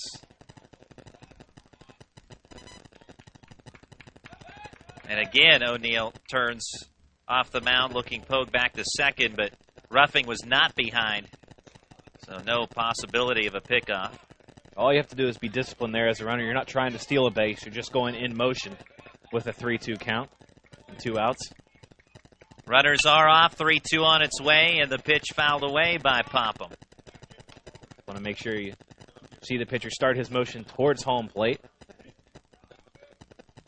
Sometimes that's especially difficult at first base with a lefty on the mound. Lefty's able to go straight up and then over to first base. Righty on the mound's a little bit easier. Make sure he starts drifting home. O'Neill shakes off a couple of signs. Brings the payoff pitch. Fly ball to left. Vento to his right. Cannot make a scoop catch. It bloops in front of him. Pogan to score, and moving to third, Nick Connor. It's an RBI single for Brad Popham. 6-2. President's lead cut to 4. Now Popham gets on the score sheet. RBI single. That ball died quickly in left field. Vento unable to come up with it on the fly. Short hopped it off his chest, and Thomas More will stay alive in the inning. Vento, in this aspect, did a good job of keeping it in front of him after it bounded in to the turf. He was kind of caught in an indecision there as to whether he was going to try and make the dive, a sliding catch, or what have you. And he made a lunge toward the ball, but it dropped in front of his glove, but played it off his chest. And that's a good move in keeping it in front, because if it gets beyond him, then the Thomas More Saints are still running. But an RBI single for Popham, his first hit of the tournament, a big one. Brings the score to 6-2 and a 4-run deficit for the Saints. And now it's the number 9 hitter, Tyler Graber.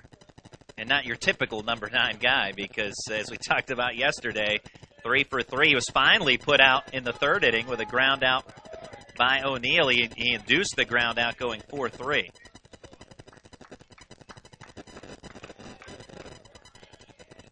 Runners at the quarters with 2 away. Pitch to Graber inside, a bit high, 1-0.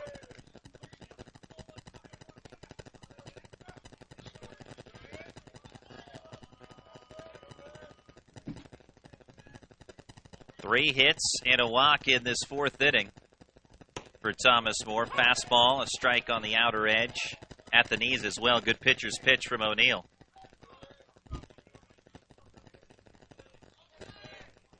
Graber stepping out of the batter's box, checking signs with head coach Jeff Hetzer. Back in, 1-1 to him, up at the letters. 2 balls and a strike. O'Neill kind of fell towards the first base side that time after releasing the pitch. That ball just spinning out of his hand. A whole lot of bite to it. Lucky that one wasn't over the heart of the plate. That one drifted inside on Graber. But definitely a hittable pitch if that's over the plate. Connor and Popham aboard, 2-1, skied to left center. Long run for Vento, standing, and the inning. 6, Thomas More 2. You're listening to the PAC Baseball Championships, brought to you by Sport Clips. Mr. Big Sports Grill and Tap Room, Washington's premier sports restaurant, offering an all-day lunch and dinner menu featuring a wide variety of items, including Mr. Big's platter, ribs, boneless wings, and shrimp. Stop in and enjoy what's on any of their 25 HD TVs, or relax on the fully seated patio. Open 7 days a week from 11 a.m. till entertainment every weekend. Located at 595 Racetrack Road off I-79 at exit 41, down from the Meadows. Mr. Big's.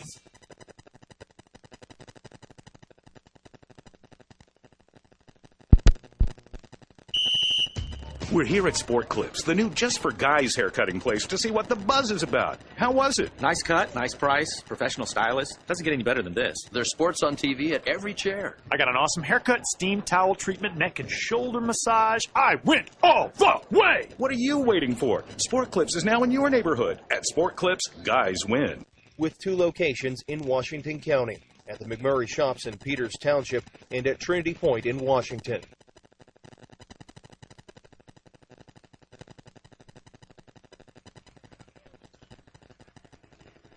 And welcome back to Ross Memorial Park. 6-2 our score, favoring the W&J President. Solo homer by Nick Vento in the first inning. 2-run single by Kyle Smith in the third. 2-run homer by Vento in the fourth, and an RBI single that same frame by Kyle McLean built a 6-0 lead. But Thomas More answering for 2 in the bottom of the fourth inning as Logan Miller delivers low, ball 1 to Derek McIlvain. A solo homer by Craig Heisen and an RBI 2-out single by Brad Popham in that bottom of the fourth for the Saints. 1-0. Breaking ball downstairs to McIlvain, 2-0. McIlvain 1 for 2 with a double in the second.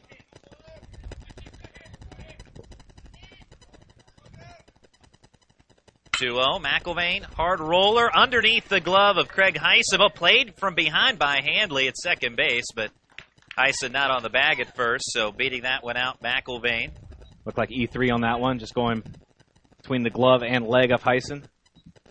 And indeed, that will be the case.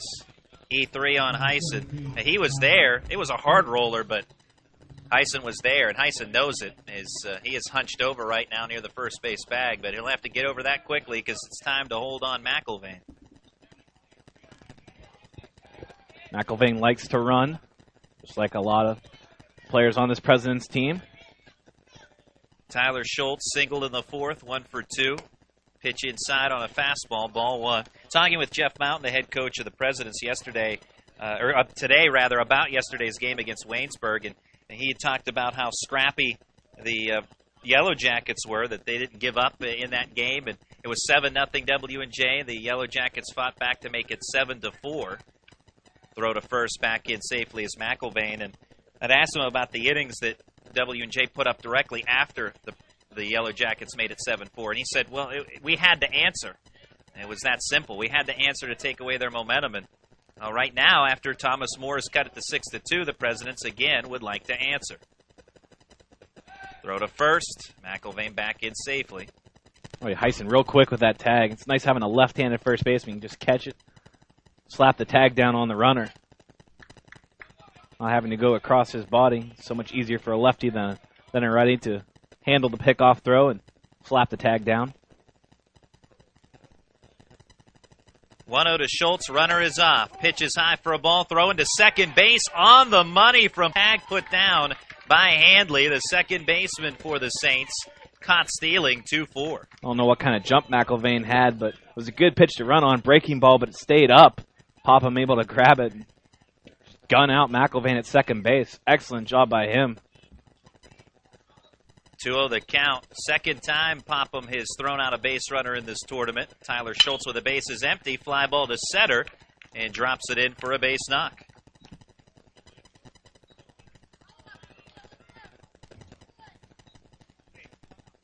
(6-2) W&J. 1 out in the top of the fifth.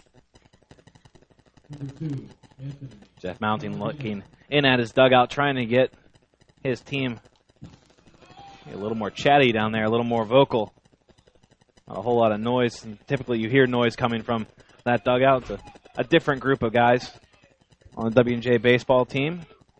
Group of characters, but all seem to like playing the game. Ground ball to second. Handley looks towards second base, but he'll just loft a throw to first to get Anthony Palladino on the ground out 4-3. Schultz advances to second base. So 2 away now in the fifth. And Michael Ruffing's turn. He's 1 for 3 with a single and a run scored. Now this is the time where W&J will typically start the offense now. 2 outs in the inning. That's right. 5 of the 6 runs today for the Presidents have come after 2 outs. And Nick Vento waits on deck. The Saints want no part of him today, that's for sure. already with a couple of home runs. Logan Miller offering to Ruffing.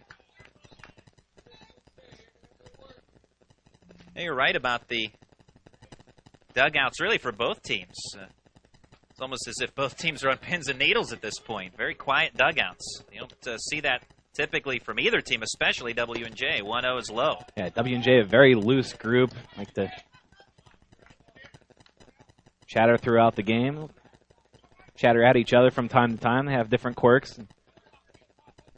Gives them a little bit of their identity. And also shows how loose, how well they play, too. How much they enjoy playing the game. 2-0, Chopper first base side, foul ball.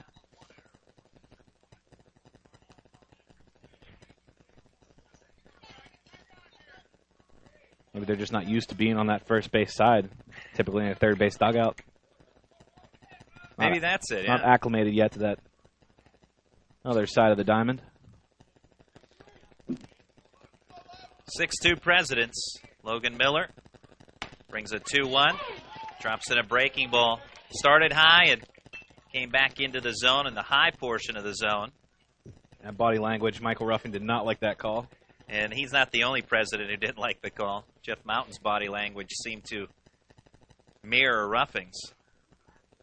2 balls, 2 strikes, 2 outs. Schultz at second base, 6-2 W&J in the 5th. Logan Miller double takes the runner and deals. And a fastball, fly ball, left center, slicing away from Metzger, but he will track it down in the gap coming in for out number 3. An error, a base hit, a caught stealing, and 1 left stranded after 4.5. It's W&J 6, Thomas More 2. You're listening to the PAC Baseball Championships, brought to you by Sport Clips. For 3 generations, Sharps Furniture has been proud to serve southwestern PA with their brand of personal service. Being an authorized dealer for Lazy Boy, they are dedicated to providing the finest quality products made here in the US of A. Looking for custom upholstery? Sharps carries a large selection of upholstery to choose from, all made in America. And their friendly staff will deliver right to your front door. Sharps Furniture, your authorized Lazy Boy dealer. Family owned, family operated since 1917. Located just off I-70, exit 19B in Washington, PA.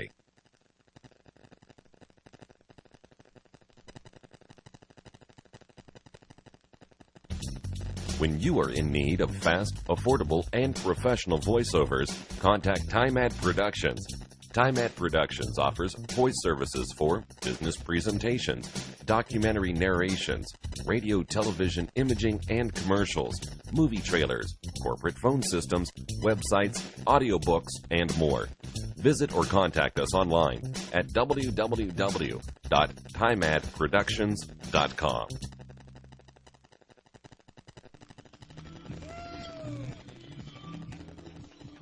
Back at Ross Memorial Park, 6-2, W&J over the Thomas More Saints. It was 6-0. The Saints picking up 2 runs in the bottom of the 4th and a chance to inch closer here in the 5th. 1-2-3 hitters. Casey Metzger leads off against Brian O'Neill. O'Neill delivers low, ball 1. Justin, you were talking about W&J's team, typically a group of characters. And another pitcher on the mound, Brian O'Neill, a character in his own right. Wide to the 1-0. Fastball almost grazed the jersey of Metzger, but does not. It's 2-0. Talked with Jeff Mountain about O'Neill, and he described him as a flaky guy. Said he is a character. That would be accurate. 2-0. Strike at the knees. Now 2-1. I really enjoyed the questionnaire that he filled out on the W&J program. A lot of times you'll see that just at the bottom of the program talking about different likes, dislikes. Liner off the bat of Metzger, snared by Tyler Schultz. It was right at him, 1 away in the 5th. And O'Neill answered all of those questions from the standpoint of Scotty Smalls from the Sandlot movie, which I thought was pretty creative. And The Sandlot, a movie that if you like baseball, then you like that movie. Or even if you don't like baseball. I don't know anybody that doesn't like The Sandlot. I agree. It's funny, there's a lot of people I know who don't necessarily like baseball but love that movie or Major League or what have you. But yeah, the questionnaire answered by Brian O'Neill with some quotes, or as if he was answering as he was a character in the movie. And very interesting. 1-0 pitch is away. 2 balls and no strikes on Jason Handley, who's 0 for 2.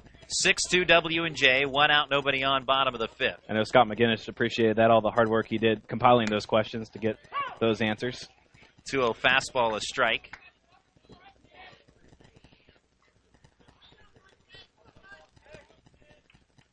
O'Neill's 2-1 in the dirt. 3 balls and a strike. But talking about O'Neill, and of course we mentioned that questionnaire, and Coach Mountain mentioned that he was a flaky guy, but he win and does a fantastic job on the mound. 3-1 running in on the hands of Handley as he's able to get around on it but pulls it foul. So not around it enough is the effectiveness of that inside pitch evident. Full count now on Handley. And O'Neill deals. Fly ball hung high to center field. Stanish calmly jogs in to make the catch. 2 away. That's funny. A lot of the players on the W&J team, especially pitchers, Eddie Nogue is another example of this, yesterday's starter. When they're not on the mound, very loose, like to joke around. When they're on the mound, you can see game face, competitive, sometimes intimidating on the mound. Yesterday, Nogue was all business. Today, O'Neill on the mound, his demeanor, all business. Fastball outside to Craig Heisen. He's 2 for 2, a double and a solo homer in the 4th.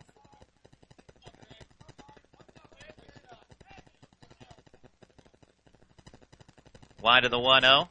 Outside again. Well, as a baseball player, you have to keep it loose or you won't survive in the amount of games that you play. You have to have that type of mentality. But when you're out there between the lines, time to get serious. And that's O'Neill, Nogue, and the rest of the Presidents. 2-0 fouled off the netting behind home plate. Heisen with a 2-1 count on him. Yeah, with the amount of games that you play and the amount of hours you spend together, a lot of these players room with each other, so they're not just together at practice, they're also going through college together every single day.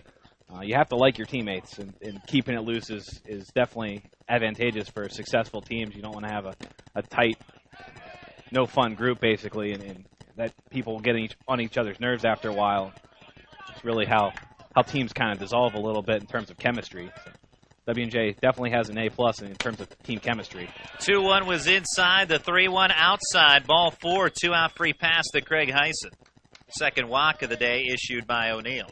And going back to what you said, if you are a team that plays tight and that sort of thing, you're not going to be a winning team, or at least not a championship team. Well, you can be a championship team, but you won't enjoy the championship run. You'd rather be a tight-knit team than playing tight. Sure. Very difficult to obtain if you do play tight. Pitch a strike at the knees on Cody Macon, 0 for 2. Winner of this outside. 1 ball, 1 strike on Cody Macon. 2 outs, bottom of the 5th, 6-2 W&J in front.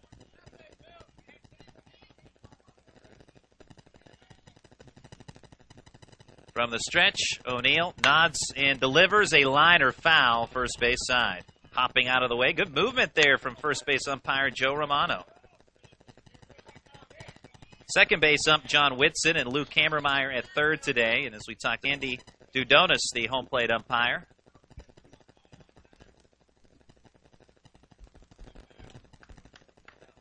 Another 2-strike pitch coming from O'Neill, and the delivery away to Macon. Cody Macon, first-team All-PAC member last year, also third-team ABCA All-Region selection a year ago. Conference with 32 RBI. 2-2, roped into right center field for a base hit, and that will roll to the wall. Heisen being waved around third. As the relay, there will be no relay throw. Heisen scores, and the Saints have cut it to 6-3. RBI double for Cody Macon.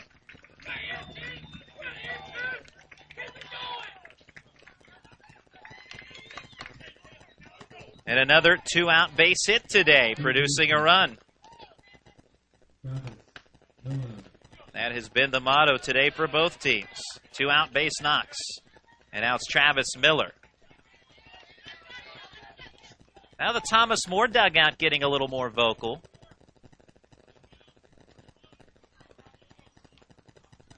Noticing Patrick Colks running outside the dugout, backup catcher.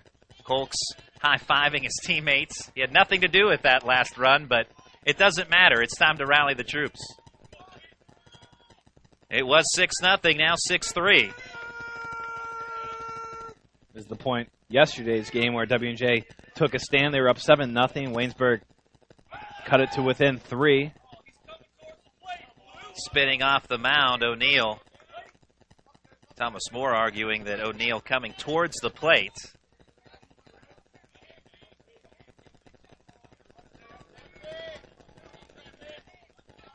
O'Neill trying to keep making close to second. Pitch. Glad that netting's there, or you'd be taking over the broadcast. I'm kind of foul ball right back at me off the netting. Kind of disappointed the netting's there then. No, you put it like that. No, you reached out. You'd have saved me. You had the hand out. Actually, if I had to move, I would have. But knowing the netting's there, I was proud I didn't flinch. Actually,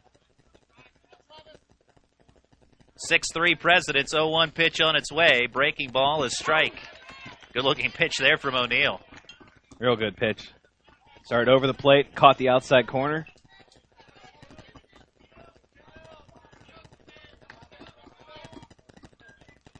Travis Miller, an RBI yesterday. On the 0-2, Miller skies one to right. Foul territory. Long run for McIlvain. Diving effort. Cannot get there. He was about just a foot away. Great effort, but it's a foul ball. Yeah, full dive, full extension. Need to be a little bit taller, but excellent effort by him. Covers a ton of ground out there, too. A lot of foul territory down the lines here at Ross Memorial Park, and need to come a long ways in his right field position.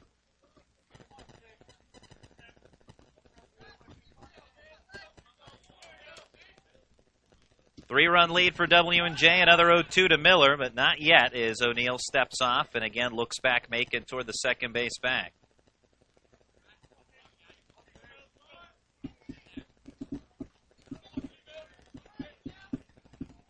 O'Neill's 0-2, and a chopper foul into the seats, third base side, into and out of the seats, back toward the Thomas More dugout. That's the first ball that's been in the stands during the tournament. Sometimes you'll see a line drive or a pop-up, and people will scatter. That one hopper into the stands.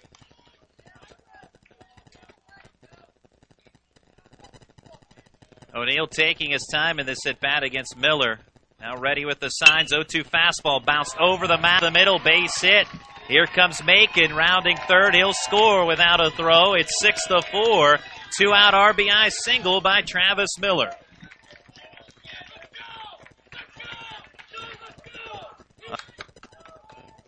Is back in the dugout of Thomas More.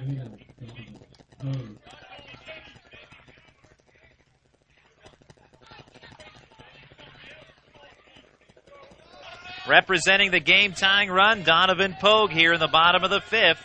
Miller at first base. Delivery, fastball blown by Pogue. He had the big cut there. He was thinking game-tying homer, but it's a swing and a miss. He needed the 40-inch bat for that one. Pogue has reached twice today, 1 for 2 with a single and a run scored. Breaking ball fouled away right side of the yard. His action in the President's bullpen. Looks like a righty was loosening up over there. Mike Vizzini getting loose.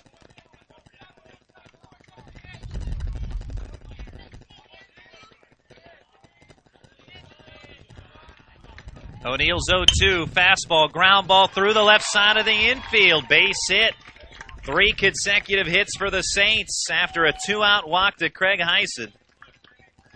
And the Saints keep marching on here in the fifth. And Thomas More finding all the holes right now.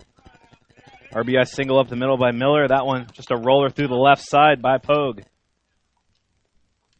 It was a high ball that Pogue essentially beat into the ground, but as you said, on the open spot through the hole.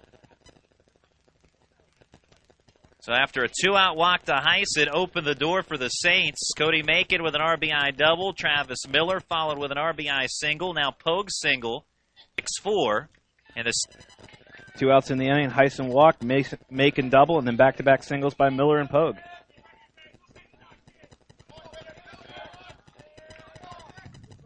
O'Neill's fastball, strike on the outside edge.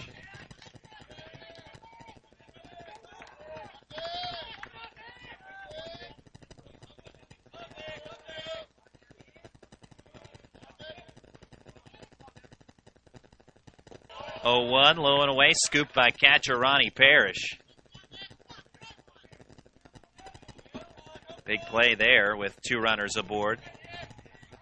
If you're the Presidents, you do not want to see those runners advance to put 2 in scoring position.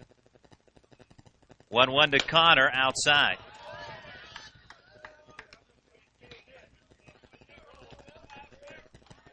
Nick Connor, 5'11 junior from Cincinnati, Ohio, and Elder High School. Numerous players from Elder on this Thomas More team. 2-1. Fastball outside again, 3-1. I've seen that a lot from O'Neill today, especially against Cody Macon, but against these left-handed hitters, trying to hit that spot on the outside corner, and a lot of times he's been wide of the plate. Favorable count for the hitter, 3-1. It was 6-0, now 6-4, and the Saints looking for more. 3-1, good hitters count with 2 aboard. Outside, ball 4, bases are juiced. And that might be it for Brian O'Neill. Here comes Jeff Mountain, the head coach of the Presidents. O'Neill laboring mightily in this 5th inning. And time to go to the bullpen as Mountain takes the baseball. Pat on the back for O'Neill. He's gotten the Presidents to this point, but with things tenuous now in the 5th inning, it's Mike Vizzini with the call to the bullpen.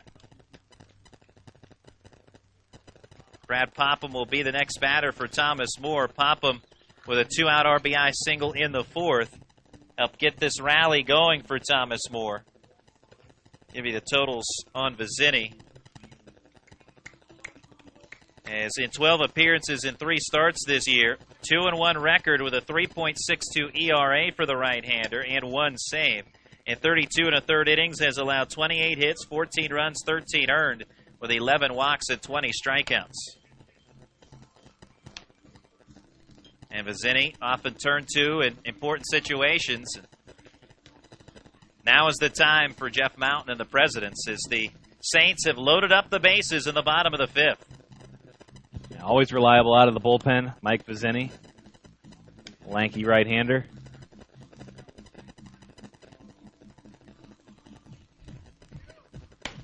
Vizzini, who stands 6'6", 210 pounds, the senior out of Monroeville, Pennsylvania, and Gateway High School, the Gateway Gators. Vizzini, you like a guy of his size, you mentioned tall, lanky, because he has that downward plane, keeps the ball low in the zone. Also difficult to hit a ball that's not flat coming at you. Obviously, the taller the pitcher is, the higher the arm slot. He's throwing downhill. It's not necessarily a flat ball that the hitters are trying to hit. So Vizzini out of the bullpen to work here in the bottom of the 5th. Thomas More trailing by 2. Popham with the bases loaded and 2 outs. First pitch, fastball high. Vizzini calmly chewing his bubble gum.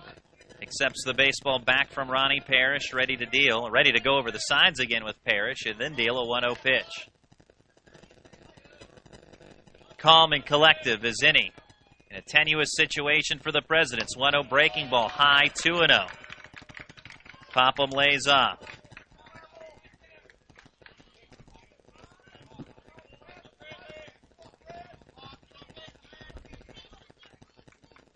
Partly cloudy day here at Ross Memorial Park. On a hot day, hot action, 2-0, up and in, 3-0. No place to put Popham.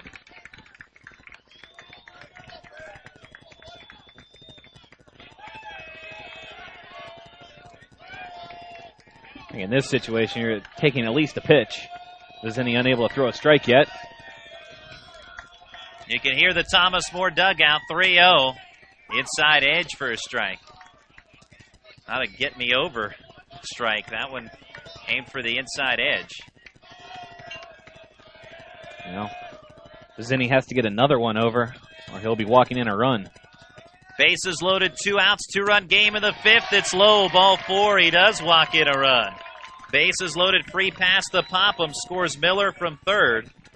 And it's a 1-run contest. Bases remain loaded. Thomas More inches closer. One-run game now. And yesterday's Mr. Biggs big player of the game, Tyler Graber, at the plate. 0 for 2 in this one, though. Watches strike one. Well, this would be a tremendous time for his first hit of the ball game.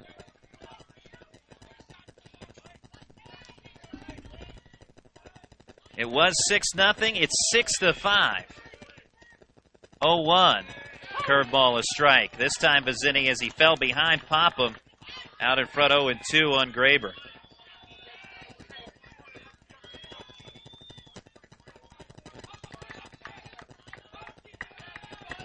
Pogue, Connor, and Popham all aboard with 2 outs, 6-5 Presidents, and the pitch gets by Parrish. Trying to come in is Pogue, and he slides in safely. Game is tied on the wild pitch. Parrish did throw back toward Vizzini at the plate, but Pogue beating out any potential tag attempt from Vizzini is even the score. Runners also moving up to second and third. Wow, on an 0-2 pitch, too. That ball getting away. That ball, no chance out of the hand of Vizzini. Parrish couldn't even slide over to semi-block the ball. Went all the way to the backstop. Pogue very alertly. Headfirst dive in the home. Brand new game now. 2 in scoring position for Graber. Fly ball, shallow right center field. Standish comes into the gap to make the catch.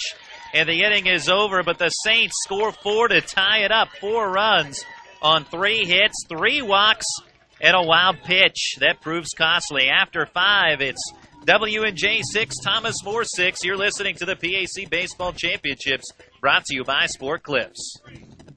Visagroup, a multifaceted graphic designs company that has been producing great designs since 1999, offering creative services like branding, new media, illustration, exhibition, advertising, direct mail, and annual reports. Everything Visagroup does is focused on producing outstanding design and service. For a design consultation, email Visagroup at info@visagroup.net. Good things come in small packages, and we do big things.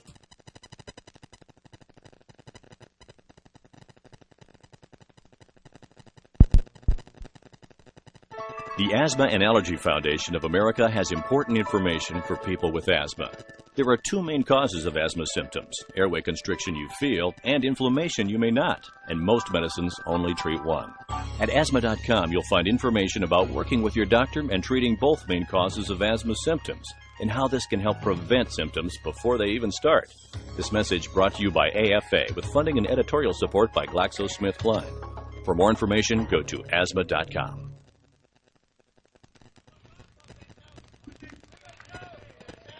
6-6 between W&J and Thomas More. The Saints rally, and we talked about it, Justin, that with this batting order for Thomas More, that they're always in the game, and now they're certainly back in the game now. Not just always in a game, but always in an inning. First 2 batters of that 5th inning making outs, and then the Saints 4 runs, doing all that work with 2 outs in the inning. First pitch is strike from Logan Miller to Nick Vento to begin the 6th inning. Vento 2 for 3 with 2 home runs. A solo shot and a 2-run shot. 0-1 pitch. Check swing at a pitch in the dirt. Karams off the face mask of catcher. Well, let's see here. We have an argument of some sort from the W&J dugout.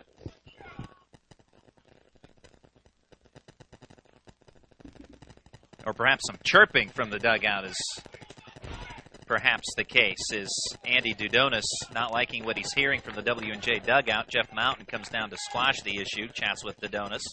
1 in the count. And the pitch from Miller. Fly ball hung high. Long run, foul territory. Cody Macon unable to get there. It's strike 2. Just to clean up something from the bottom of the 5th inning. Brian O'Neill's pitching line now. 4 2/3. Oh, I had it here. Hang on for a second. There we go. 4 2/3 innings. 6 runs all earned. 7 hits, 3 walks, 1 strikeout. And he is not, or cannot be, a pitcher of any record. Cannot get the win, cannot get the loss, being tied 6-6. 1-2 check swing, offering in the dirt to Vento. 2 balls and 2 strikes. So the W&J starter, a no decision. Thomas More starter, still in the game. Logan Miller on the bump right now. He's battled his way through, has Miller. 2-2. Chopper, third base side. In comes Miller to play it, and fires across the diamond with a strong arm. 1 out. He's done an excellent job at third base, especially fielding those choppers where he had charge, set his feet, and throw towards first. A lot of times, third basemen cannot set their feet and end up running towards home with their momentum going away from first base. Not getting a strong throw, but that time able to set and gun out Vento. Josh Stanish 2 for 3, a pair of singles and a pair of runs. Curveball inside to the left-handed hitting Stanish, the all-time hits leader for the W&J Presidents. Double barrel action out there in the left field bullpen for Thomas Moore. 1-0 low toward the feet of Stanish. 2 balls and no strikes. It's like a 49, which would be Ken Ruberg, and 15 Chris Auer. We saw both of them yesterday. 2-0 a strike. 1 out, nobody aboard. Top of the 6th. 6-6 ball game. 2-1. Good curve from Miller. Yesterday, Vic Newberry, big-time start, the freshman for Thomas Moore.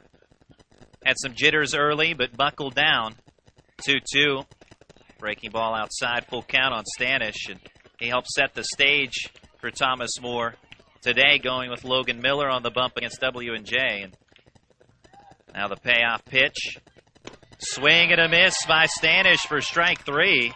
2 outs in the 6th. And that's the first strikeout of the afternoon for Logan Miller. He has not had a 1-2-3 inning today, but has set himself up for one. Now back to Newberry and the Saints game plan from yesterday. Jeff Hetzer, talking with him about it today, he said it was one of those rare instances where the plan actually came to fruition. It couldn't have been any happier about that. Ronnie Parrish pops up the first pitch he sees, foul ground. First baseman Heisen makes the catch, and the Presidents retired in order for the first time today. After 5.5, W&J 6, Thomas Moore 6. You're listening to the PAC Baseball Championships, brought to you by Sport Clips. When you're seriously in debt, you know that feeling. It returns every time the phone rings. Things are out of control. A job you were counting on didn't come through, or you got sick. No matter how it got to this point, your creditors don't care or understand. But I do. I'm attorney Dan Foster, Mr. Debt Buster. I'm not here to judge, I'm here to help. Call 877-673-3282 or visit MrDebtBuster.com. There is a way out, and I'll help get you there. Foster Law Offices is a debt relief agency helping people file for relief under the U.S. Bankruptcy Code. I'm attorney Dan Foster, and they call me Mr. Debt Buster because I can help clients break free from the prison of debt. Whether from medical bills, credit cards, or foreclosure, my firm helps good, hardworking people who are going through tough times. We will stop the harassing phone calls and get you the relief you deserve. Give me a call at 877-673-3282 or visit MrDebtBuster.com and let's get a plan together to bust you out of debt. Foster Law Offices is a debt relief agency helping people file for relief under the U.S. Bankruptcy Code.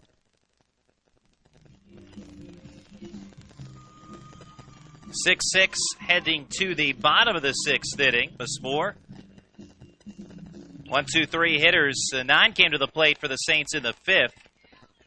As it was 6-0 W&J after the top of the 4th. But Thomas Moore, 2 runs in the bottom half, including a solo homer by Craig Heisen.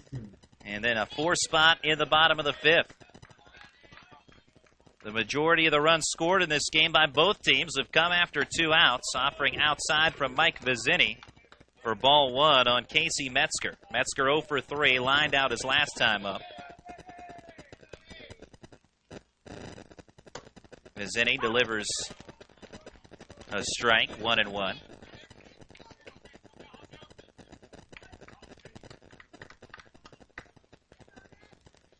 One. Foul tapper around home plate on a breaking ball to Metzger, 1-2. Now, despite being out of the bullpen, Vizzini can go for a while. These Saints are very aware of that. Last year he pitched 8 innings of relief against Thomas Moore in their NCAA game. 1-2 outside. 2 strikes. Game which ended up going 15 innings. W&J winning that game 11-8. It's a long day of baseball for the Presidents. 2-2. Chopper. Foul. Third base way. Vizzini, the PC pitcher of the week, allowing only 3 appearances last week. Presidents going 5-1 over the course of that week. And Vizzini 2-2. And a liner up the middle to center field. Base hit for Casey Metzger.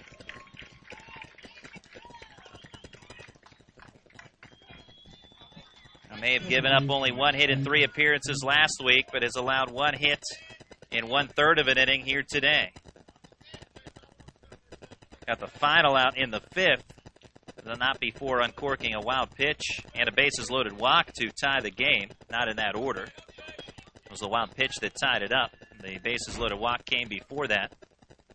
Jason Handley 0 for 3. Pickoff throw to chase Metzger back, and he's in safely.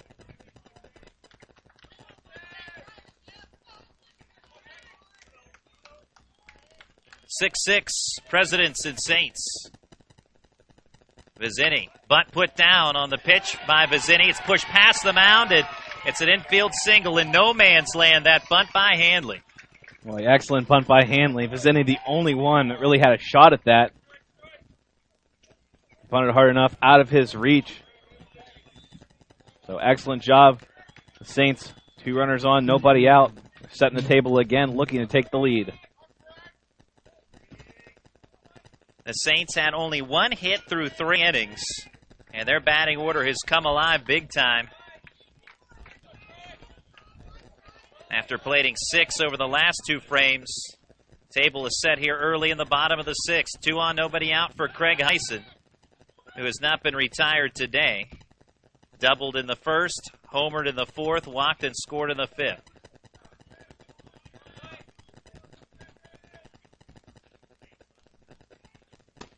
Heisen looks at a pitch, looked like a changeup on the inside part of the plate for strike 1.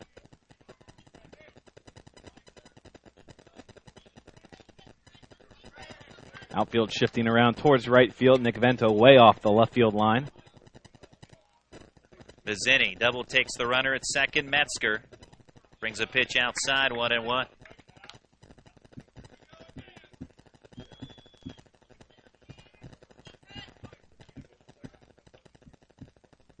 Presidents 14 hits, Saints 9. Both teams with an error and both teams with 6 runs on the board. Saints threatening again. 1-1 pitch. A showing bunt and then pulling back was Heisen. A throw by catcher Parrish trickles into center field, but not far enough for Metzger to try and move on. Metzger was pretty far off of second base there, and Parrish realizing that. And he threw that back into the runner, though.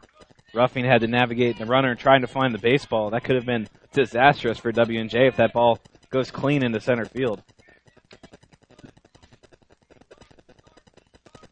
Vizzini's 2-1. Wave and a miss by Heisen, strike 2.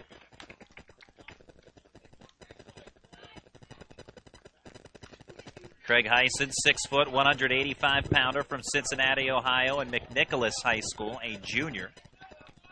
Tyler Dean starting to get loose in the W&J pen now. Vizzini running into a little bit of trouble. 2-2, fastball up and away.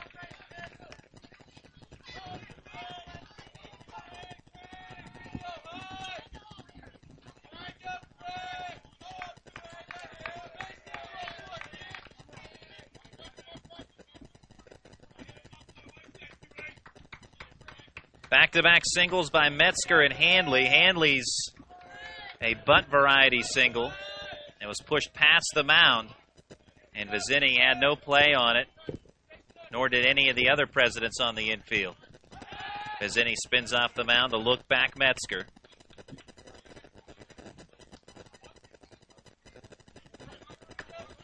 Very important contest here to start the day. Winner advances to the championship round tomorrow. 2 pitch, foul ball out of play. The loser still in the championship round, but they have to take the longer route. And the loser will have a game later today against either Bethany or Waynesburg, and then a rematch with the winner of this current game, and they will have to beat the winner of this current game twice. That is assuming that they beat the Bethany Waynesburg winner. So a long road if you lose this game. 3-2 with a runner from second taking off, and the ball pushed to the right side of the infield. Base hit. Metzger scores. Saints with the lead. 7-6. RBI single for Craig Heisen. He's 3 for 3 today. And runners at the corners for the Saints.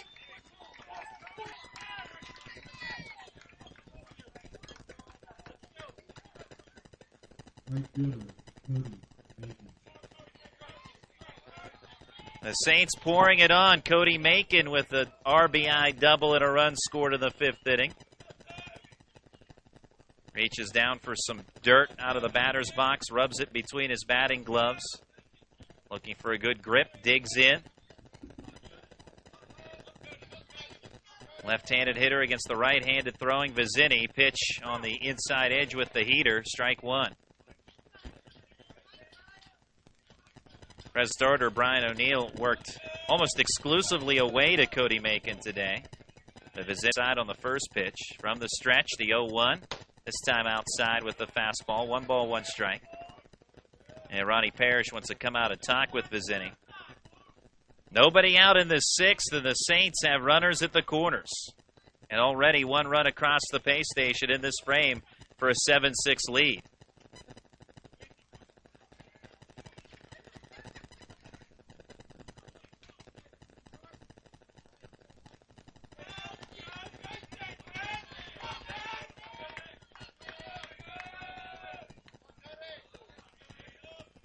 One, breaking ball popped up behind home plate. Parrish runs out of room. 1-2 on Macon.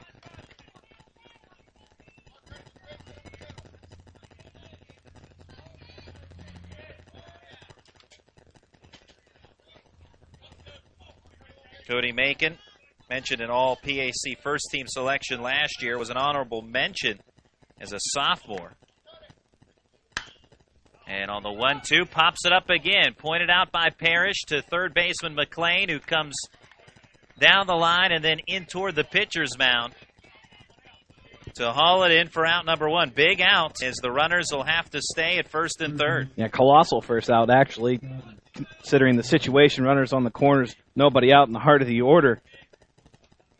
Rolling around for the Saints. Macon, now Travis Miller. It doesn't get any easier for Mike Vizzini. He could really use a ground ball right now. Miller, fly ball, hit well, left center field. At the minimum, deep enough to score 1 run. Stanish will make the catch in the gap, tagging from third and scoring is Handley. It's 8-6.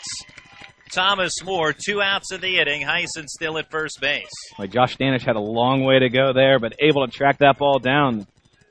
Fortunately for W&J, it is just a sacrifice fly because that ball looked really in danger of getting out of here maybe off the bat. Stayed up there long enough and died a little bit before the fence, so Stanish could catch that ball and throw it back into the infield. Just a sacrifice fly for Travis Miller. Donovan Pogue has reached 3 times, 2 for 3 overall with a pair of singles. Fastball clips the jersey. Pogue is aboard. That'll push Heisen to second. Going back to that last fly out, that sac fly by Miller, I was right on with you. I thought if there's any play that displays the speed of Josh Stanish, it was that one, because off the bat, that looked like a surefire gapper. Well, that and his familiarity with this outfield, knowing how balls play out here, and plus there's no warning track out there either, so really have to be aware of your surroundings when you're navigating the deep outfield here at Ross Memorial Park. I've seen some players misplay that ball, pull up thinking the fence is there when really they have room to make a catch, so good awareness by him and great speed. Pitch on the outside edge is strike to Nick Connor. Runners at first and second, 2 outs. 8-6 Thomas Moore now in the bottom of the 6th inning. 0-1 away, 1-1.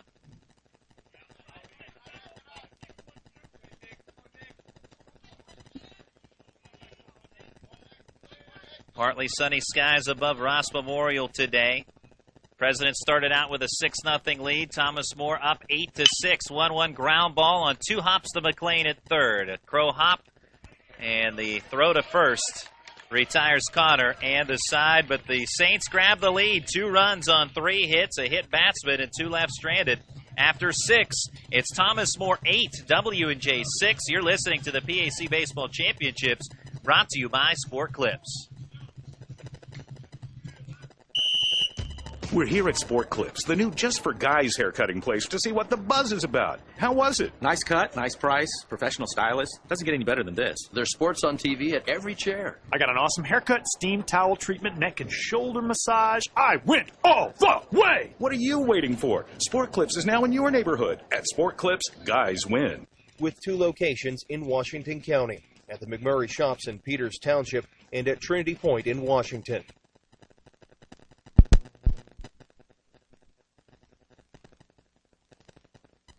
For 3 generations, Sharp's Furniture has been proud to serve southwestern PA with their brand of personal service. Being an authorized dealer for Lazy Boy, they are dedicated to providing the finest quality products made here in the US of A. Looking for custom upholstery? Sharp's carries a large selection of upholstery to choose from, all made in America. And their friendly staff will deliver right to your front door. Sharp's Furniture, your authorized Lazy Boy dealer. Family owned, family operated since 1917. Located just off I-70, exit 19B in Washington, PA.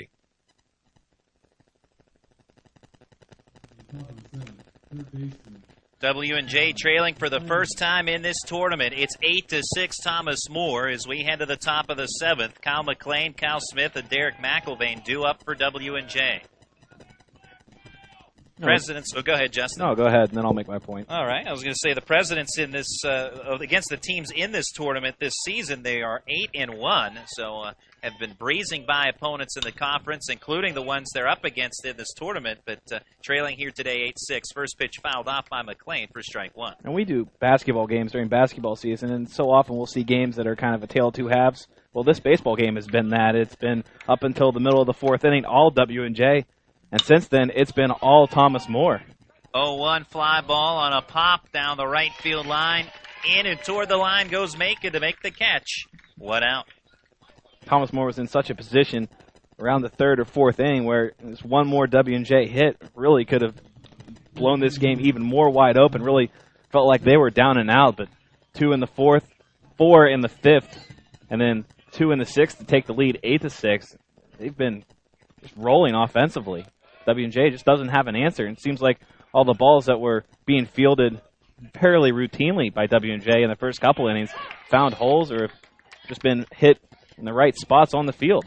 Logan Miller brings a strike to Kyle Smith, the starting pitcher today for Thomas More, working into the 7th. And he's gotten stronger now. 0-1 ground ball to third on 2 hops, played by Miller into his breadbasket. Throw across, 2 outs. Well, it's always easy to pitch strong when you have a lead and when you can throw very few pitches to hitters. A couple of at-bats there that were 2 and 3 pitches. Gives you a lot of confidence as a pitcher when you can throw strikes, make good pitches, and your defense can help you out behind you. Has retired 7 in a row now, has Miller. And going back after the 4th inning, where W&J had taken a 6-0 lead, he has allowed just 1 hit since the 4th. First pitch, a ball to Derek McIlvain. It's 8-6 Thomas More in the 7th. 1-0 is high. Glad you can be with us today on the PAC Sports Network. An exciting one in Game 1 of the championship series today of the PAC Baseball Championship Tournament. 2-0 is high, ball 3. McIlvain has reached twice, a double in the 2nd, and reached on an error in the 5th. 3-0, McIlvain, 4-pitch walk. That breaks up the string, just as we were saying about how Miller's gotten stronger, 7 in a row. 4-pitch walk to Derek McIlvain.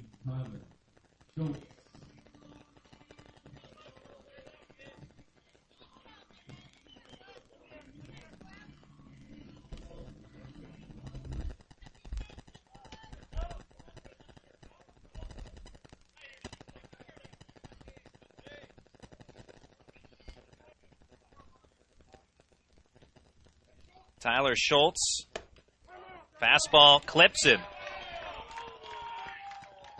Just got a piece of him. You could hear the double tick on the way in. And so Schultz hit by a pitch. He's at first, pushes McIlvain to second. Some sudden wildness now from Logan Miller. I think it's safe to say that one will not leave a mark. That just barely clipped the edge of his jersey. I don't even know if that caught skin, but Still a hit by pitch. Now we'll have a mound visit to try and settle down Logan Miller, who's became a little bit erratic with the last two hitters, a walk and a hit by pitch after retiring the first two hitters of the seventh. Jeff Hetzer comes out, doesn't even fully step on the mound, or at least not on the top of it. He just says perhaps two words. Throw strikes. Get an out. Two or three words. Throw strikes, get an out. And then he walks back to the dugout. Not a long conversation. The entire infield was there for that very brief meeting. Anthony Palladino, the number 9 hitter. Fastball is low. Presidents trailing 8-6. They have 2 on here in the top of the 7th. This is a big hitter here for both sides. Palladino gets aboard. W&J can turn the order. Obviously with 2 outs out here and the inning. 1-0. Bender is a strike, 1-1.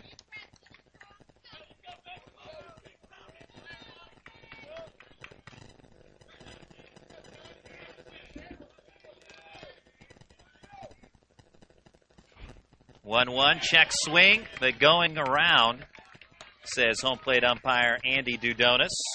Rung up is Palladino for strike 2.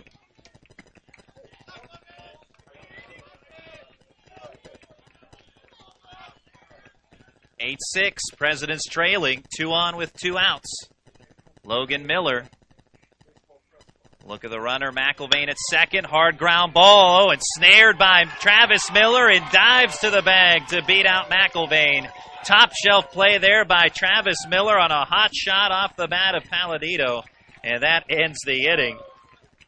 7th inning stretch time at Ross Memorial Park. The score, Thomas More 8, W&J 6. You're listening to the PAC Baseball Championships brought to you by Sport Clips. Disability affects the lives of over 29,000 people in Fayette, Washington, and Greene counties. Tri-County Patriots for Independent Living are people with and without disabilities working to meet those needs in the community. The success of Triple comes from the commitment of a dedicated board of directors, its members, and volunteers. To continue to improve services, Triple is renovating the historical YWCA building located at 42 West Maiden Street in Washington. This will allow for an assistive internet cafe, increased veteran services, and transportation and wellness to provide skills to help with independent living. Your help and feedback are appreciated, and if you seek assistance, we're here to help. Call us at 1-877-889-0965. That number, 877-889-0965. Or visit us online at triple.com and on Facebook.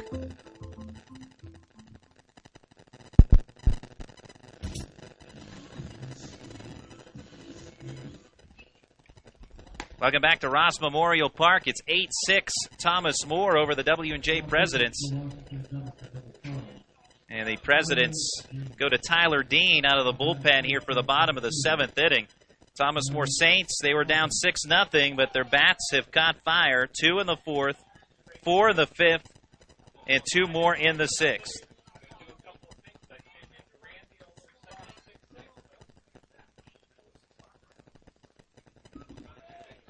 Brad Popham starts things off. Pitch inside from Dean. Ball 1. People up here are discussing the Thomas More comeback, how it was 6-0, and then all of a sudden you look up and it was 6-6. Now it's 8-6. I was here for it. I'm not even sure how it really happened. They just came alive all of a sudden against really every pitcher that W&J threw out. It was the end of Brian O'Neill, then Mike Vizzini. 1-1, swing and a foul tip into the glove of Ronnie Parrish for strike 2. Popham with a 1-2 count on him. 8-6 Saints. And they had just one hit to the Saints. Oh, and a pitch that comes up and hits the back of the helmet of Popham. But that's why you wear the helmet. He's A-OK. He's checked on by the coaching staff, but he jogs it up the first base line without any ill effects. Hit by pitch starts the 7th. Tyler Graber 0 for 3.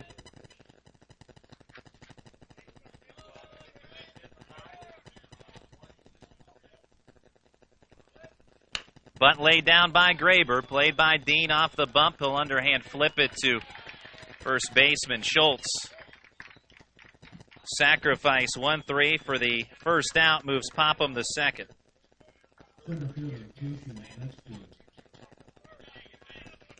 Tyler Dean, 6 appearances, 4 starts this year, a 1-3 record and a 9.92 ERA.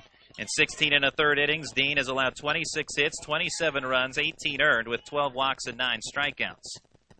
With Popham at second, pitch gets away from Parrish, low and in the dirt. Advances Popham to third now.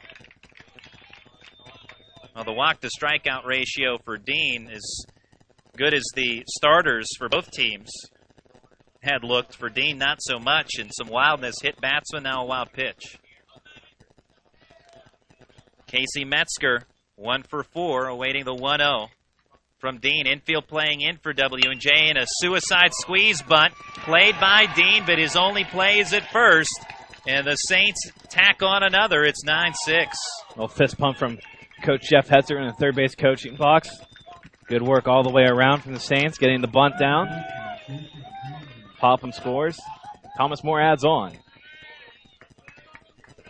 That'll be a sacrifice for Metzger, RBI on the suicide squeeze bunt. Popham was heading home on the pitch, and a hard ground ball with 2 outs off the bat of Handley. McLean gloves throws and retires Handley for the inning's final out. So small ball with some help of some wildness from Tyler Dean helps the Saints score for the 4th inning in a row. After 7, it's Thomas More 9, W&J 6. You're listening to the PAC Baseball Championships, brought to you by Sport Clips.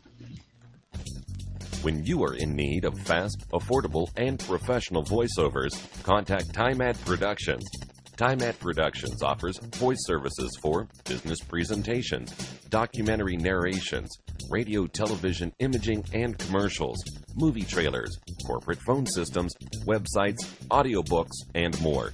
Visit or contact us online at www.timeadproductions.com.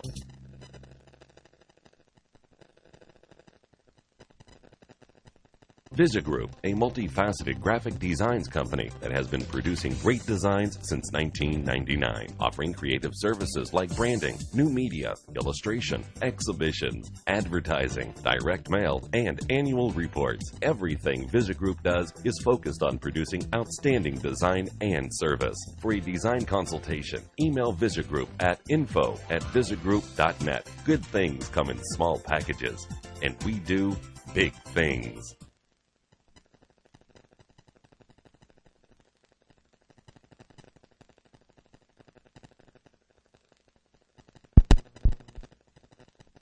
The Asthma and Allergy Foundation of America has important information for people with asthma. There are 2 main causes of asthma symptoms: airway constriction you feel and inflammation you may not, and most medicines only treat one. At asthma.com, you'll find information about working with your doctor and treating both main causes of asthma symptoms, and how this can help prevent symptoms before they even start. This message brought to you by AAFA with funding and editorial support by GlaxoSmithKline. For more information, go to asthma.com.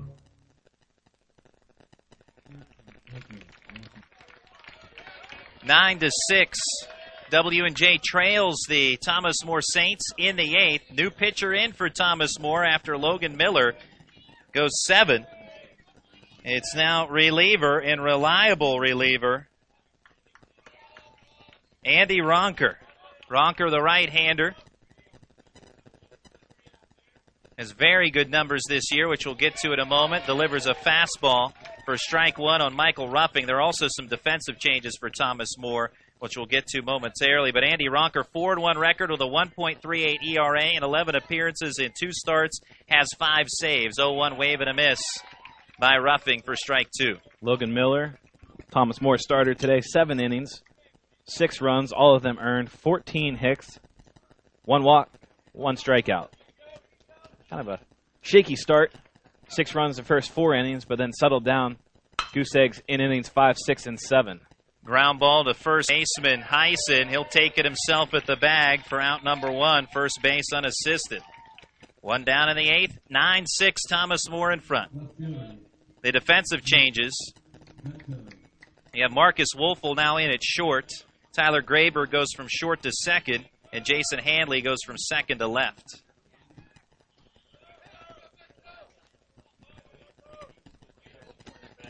And you can plug Wolfel into the 7th spot of the batting order for Nick Connor. Nick Vento fouls one off for strike one. Vento 2 for 4 with a solo homer in the first and a 2-run jack to dead central in the 4th.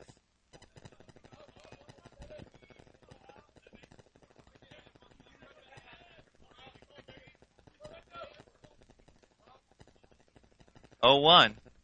And a ground ball in the hole at short. Backhanded by Wolfel. Good throw. Accurate toss to get Vento 2 away. Oh, good substitution. Seeing action right away and making the most of it. Moving to his right. Strong throw back to his left.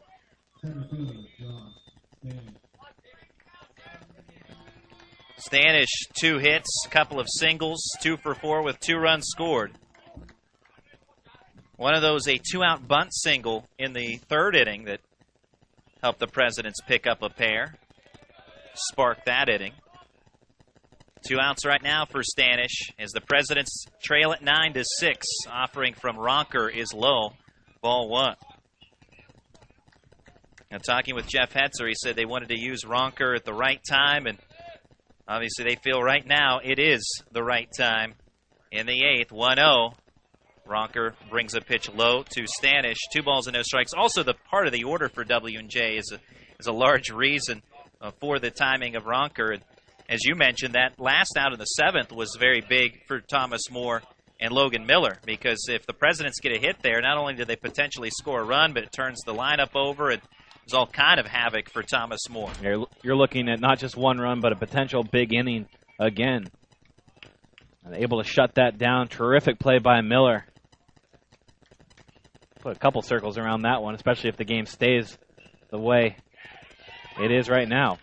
After the 2-0 miss for ball 3, the 3-0 delivery, Stanish accepts for strike 1. 9 runs, 10 hits, 1 error for Thomas More. 6 runs, 14 hits, and 1 error for W&J. Ronker's 3-1, fastball, a strike on the outer edge.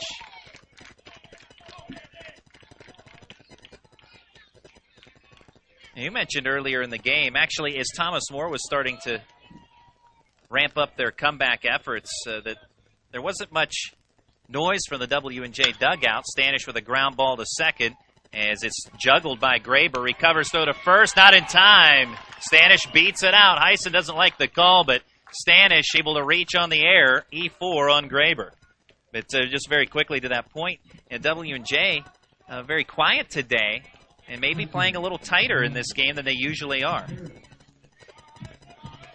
But we'll see if that 2-out error provides a break for the Presidents, down by 3. Well, you don't want to give either of these lineups extra outs, and that time, just a little bobble by Graber. Ball didn't really kick that far away from him, but Stanish out of the box and flying. That just shows even a ground ball to second, you have to work quickly with Stanish running the bases. Ronnie Parrish, 3 singles. Curveball, a strike to him here.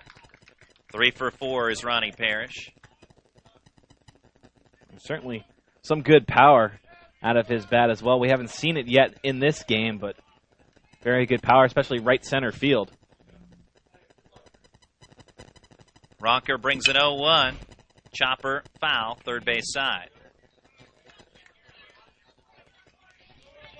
Parrish is one of those hitters, when he's at his best, he's lining balls back through the box and back into right center field. You'll see him from time to time, he'll go and pull the ball, but when he's right, very good opposite field hitter.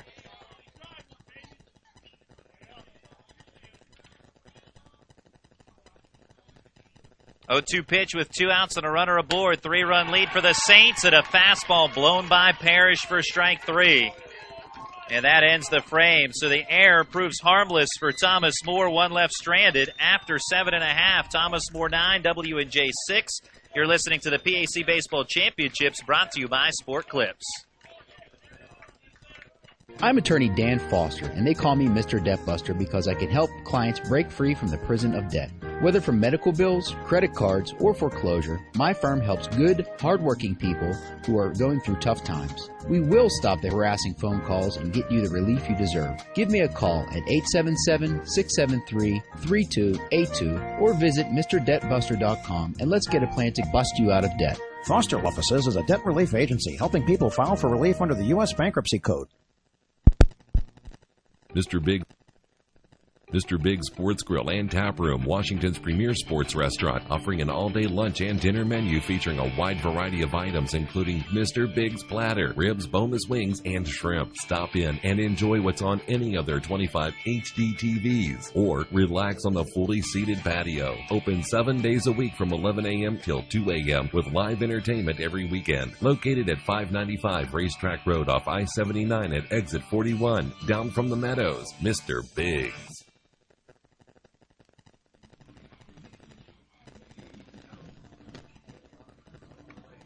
We return to Ross Memorial Park, where it's 9-6 Thomas More. Bottom of the 8th inning, new pitcher on the bump for W&J, and that will be Kyle McLean. Kyle will move to third base for the Presidents. But McLean, excellent work out of the bullpen really throughout his career. But this year being no different. 14 appearances. He's 1-1 with a 1.32 earned run average. 10 saves for McLean. That naturally leads the conference in that category. 13 2/3 innings for McLean. 12 hits, 4 runs allowed, 2 earned, 6 walks, and 13 strikeouts. A non-save situation here for McLean as he and the Presidents trail at 9-6.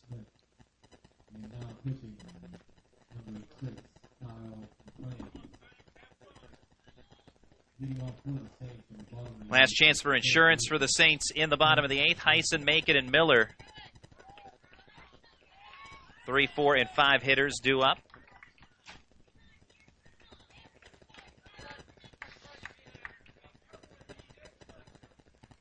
Heisen, an excellent day. 3 for 3 and a triple short of the cycle at this point. McLean, an all-PAC first-team selection a year ago, as we have a conversation between Jeff Mountain and the home plate umpire, Andy Dudonis. First base ump Joe Romano will come in to join the conversation. And perhaps this is of the lineup change. But McLean going from third to pitch. And Kyle Smith, the DH, will now play third base. Just means W&J loses the DH, so if someone other than McLean goes on the mound that isn't already in the game at a position, that player will have to replace somebody and will be inserted in the batting order. It will be no more DHing for the pitcher. And with the reaction of Andy Dudonis as he heads back to the home plate area, I think they've gotten all that straightened out, and I think Jeff Mountain basically explained that as you did, that everything's legal. It's just that W&J's pitcher is in the batting order now. Right. And they lose the DH.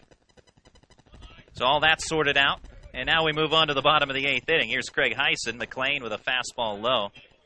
Strong fastball from McLean. We saw him show off the gun from third base yesterday during the victory over Waynesburg on a throw across the diamond. 1-0. Fastball too strong this time and too high, into and out of the glove of Parrish. 2 balls and no strikes.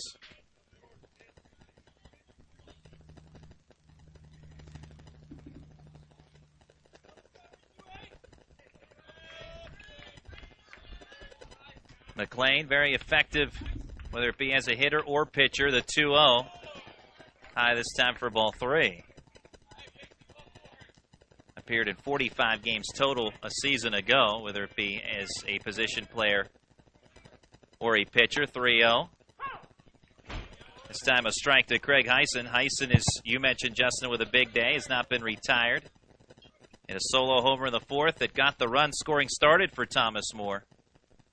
3-1 pitch, popped out of play. If you're just joining us, W&J had a 6-0 lead after the top of the 4th. Then Heisen hit a solo homer to start the bottom half of the 4th inning, which opened the floodgates.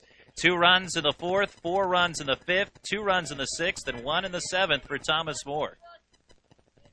They lead it 9-6. Pitch liner into center field. Stanish comes in to make a lunging catch knee high for out number 1.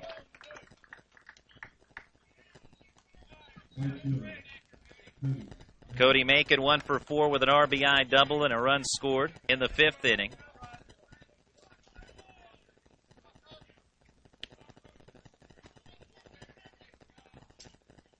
Wind has been blowing strongly all day out to right field. And had a pretty strong breeze yesterday, but even more so this afternoon. First pitch, a foul ball by Macon. Waynesburg and Bethany doing battle at 3 p.m. in the first elimination game of the tournament. 0-1, another foul ball by Macon. 6 p.m. we'll have the third game of our triple header. The loser of this one will play the winner of the next contest. 0-2, fastball away. The winner of this one will automatically advance to the championship round tomorrow. And the loser has to take the long route if they hope to get there. 1-2, pop up third base side. Cal Smith makes the catch. 2 away in the 8th.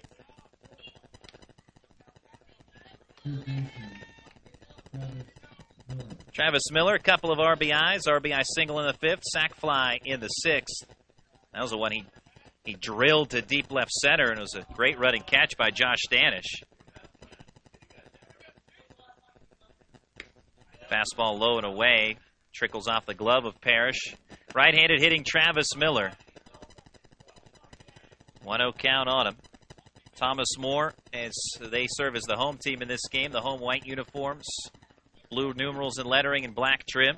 1-0, wave and a miss for a strike. The Presidents, the red jersey tops, black numerals and lettering and white trim. The black caps for the Presidents, and the white and blue caps for Thomas More. White front panel. Blue everywhere else. Blue bill. 1-1 from McLean, low and away. 2 outs and nobody on for Thomas More. The Saints have been retired 1-2-3 only once this afternoon. That was in the 3rd inning. Brian O'Neill, the starting pitcher, he'll have a no decision as Thomas More started the comeback against O'Neill. Took the lead against the President's bullpen. Fastball fired in for strike 2. 2 balls, 2 strikes, 2 outs, 9-6 Saints at the bottom of the 8th.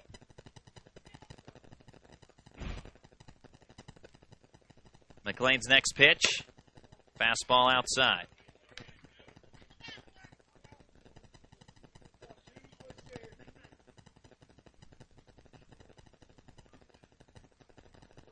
Fourth pitcher of the day for W&J and McLean.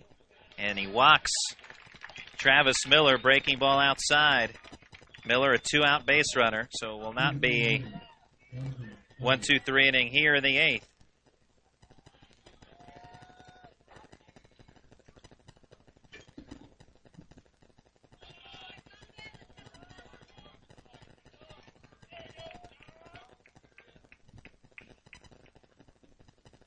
Stepping in, Donovan Pogue. A little chin music, ball 1. Pogue has reached 3, make that 4 times today. Fielder's choice in the 2nd, couple of singles in the 4th and 5th innings, then hit by pitch in the 6th. The runner at 1st and 2 down in the 8th. Something off speed on the outside edge for strike 1 to Pogue. Talking with Jeff Hetzer yesterday, about Pogue, and he said that while Pogue has been terrific, he's really a benefactor of the other guys in the batting order in front of him. Pogue lays into one into shallow left, and that'll bloop in front of Nick Vento for a base knock. Pogue had to reach out and get that one, but he drops it in. Off the end of the bat, but kind of showed how strong he is with being able to lift that into the outfield, shallow outfield. Vento really no chance to make a catch, played it on a hop. And the Saints with 2 aboard, again with 2 outs. Both these teams, it's like every time we get to the 2-out marker, that's when the offense starts to kick in. Even if it's an inning where they don't score, at least they make a little bit of noise on the bases. And that's been the case for both teams, really, but especially Thomas More as of late. Wolfel swinging a miss on a high heater. Marcus Wolfel hitting 200 over the course of the regular season. 10 hits and 50 at-bats, 7 RBI. In as a defensive switch. He gets a chance to bat. 0-1. Wave and a miss on another good McLean fastball for strike 2. 2-out walk to Travis Miller, then a single by Donovan Pogue. Presidents trying to keep it to a 3-run game and hope for a rally of their own in the top of the 9th. The Presidents will have 5, 6, and 7 due up. 2 Kyles and then McIlvain. 0-2, foul ball up above the press box area and beyond.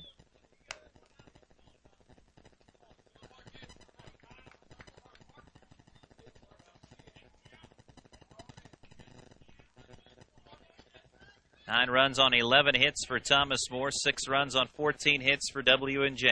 McLean, quick look at the runner at second, 0-2 is low. Right-handed hitting Marcus Wolfel.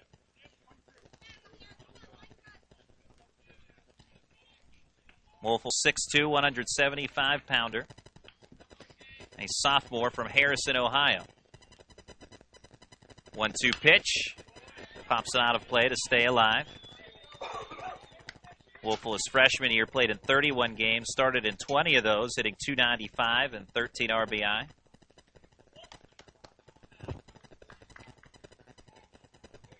Three-year letter winner from Harrison High School. 2 ducks on the pond for Thomas More in the bottom of the 8th inning. Already leading at 9-6. McLean trying to get out of this frame without any more damage. 1-2, bounding ball, foul, third base side. McLean personally has not allowed any damage against him, but without any more damage against the Presidents in this contest. Trying to keep it to a reasonable deficit as they're down by 3. Thomas More has scored at least 1 run over the last 4 frames, trying to do it again in the 8th. McLean's 1-2. Wolfel pops it up over the roof. A nice job hanging in there, fouling off some pitches, even though he's still behind in the count. Able to spoil. That one a little bit up. I think that would have been ball 2 had he let it go, but still 2 strikes on him. Has to protect.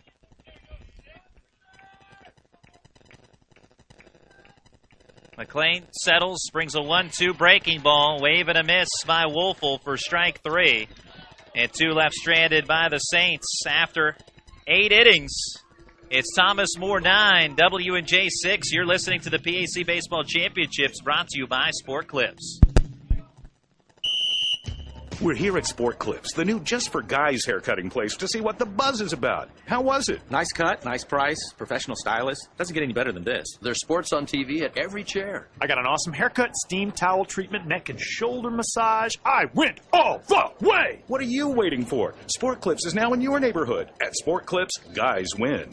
With 2 locations in Washington County, at the McMurray Shops in Peters Township and at Trinity Point in Washington.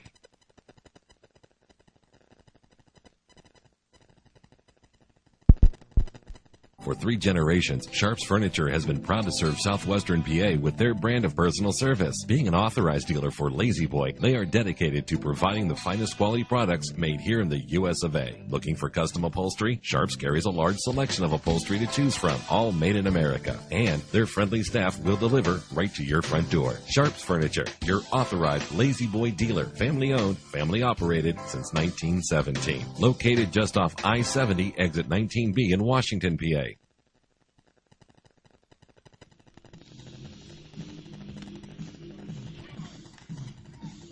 Andy Ronker stays in for the 9th inning, as we expected for the Thomas More Saints. He entered in the 8th, allowed only 1 base runner by way of an error behind him. And in the 9th inning, with the Presidents trailing 9-6, it's Kyle McLean, Kyle Smith, and Derek McIlvain.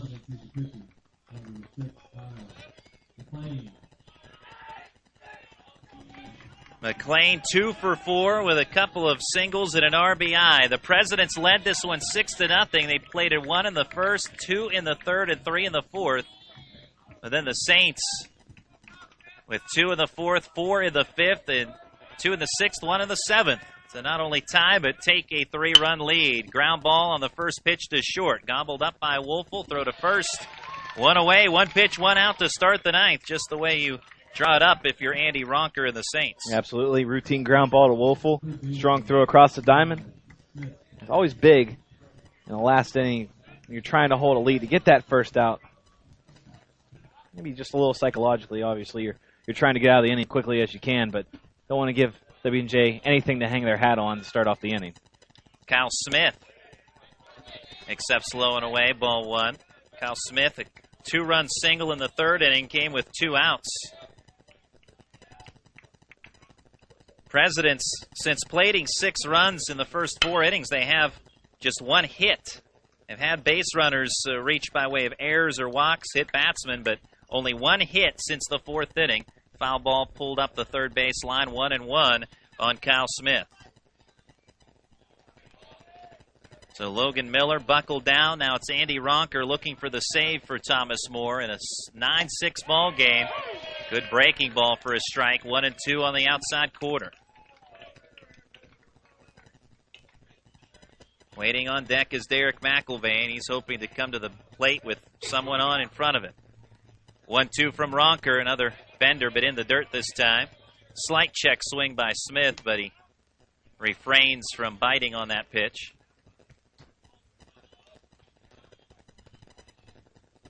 For Jeff Hetzer, we talked with him before game one. The Hetzer blueprint so far has been working perfectly. They are still 2 more outs away from closing this one. 2-2 liner up the middle, base hit, so Smith is aboard.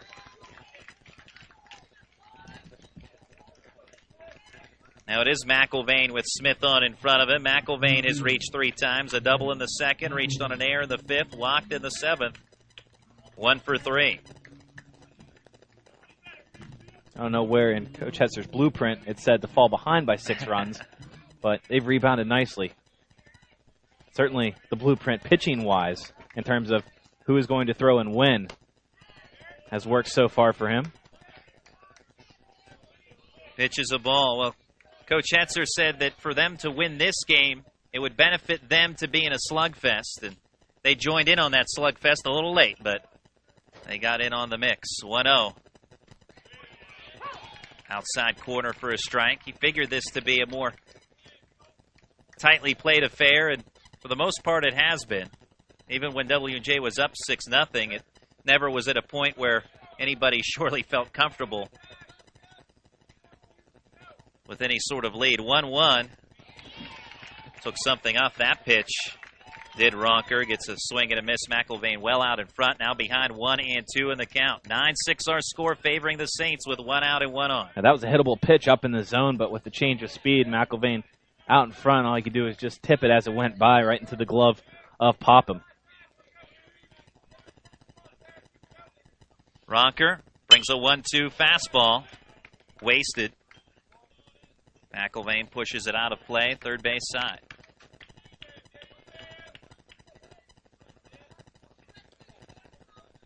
Ronker taking a wayward trip, roundabout trip around the pitcher's mound. Now eventually back on top of the bump to check signs. Trying to find a way to retire McIlvain here. 1-2. Foul ball around the plate as McIlvain went after a pitch looked to be up out of the zone, but again protecting the plate, not taking anything for granted, stays alive.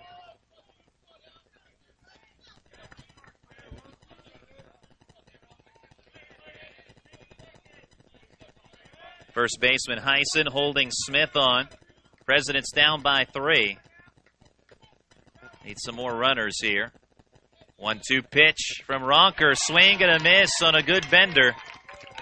Second strikeout for Ronker. 2 outs of the 9th. Good slow breaking ball from Ronker. That ball started off the plate. Came back door a little bit. McIlvain well out in front of that. Barrel already passed by the time that ball crossed the plate. Excellent pitch, now 2 away. See Ronker, typically when you see a reliever come in with someone on base, you'll see a slide step, and he's just taking a full step, not really concerned about the runner on base. And he really shouldn't be. Up by 3, that run means absolutely nothing, even if Smith comes around to score. Tyler Schultz, fastball, pops it up. Right side of the infield. Graber moving toward the line. The second baseman hangs with, fighting the wind, makes the catch. That's your ball game. The Thomas More Saints defeat the W&J Presidents 9-6 and advance to the championship round tomorrow afternoon. The Presidents we'll see again at 6 p.m. later on tonight. So again, your final, Thomas More 9, W&J 6. Stay tuned as we'll hand out our Mr. Biggs Big Player of the Game when we come back on the PAC Sports Network. You're listening to the PAC Baseball Championships, brought to you by Sport Clips. Disability affects the lives of over 29,000 people in Fayette, Washington, and Greene counties. Tri-County Patriots for Independent Living are people with and without disabilities working to meet those needs in the community. The success of Triple comes from the commitment of a dedicated board of directors, its members, and volunteers. To continue to improve services, Triple is renovating the historical YWCA building located at 42 West Maiden Street in Washington. This will allow for an assistive internet cafe, increased veteran services, and transportation education and wellness to provide skills to help with independent living. Your help and feedback are appreciated, and if you seek assistance, we're here to help. Call us at 1-877-889-0965. That number, 877-80965. Or visit us online at triple.com and on Facebook.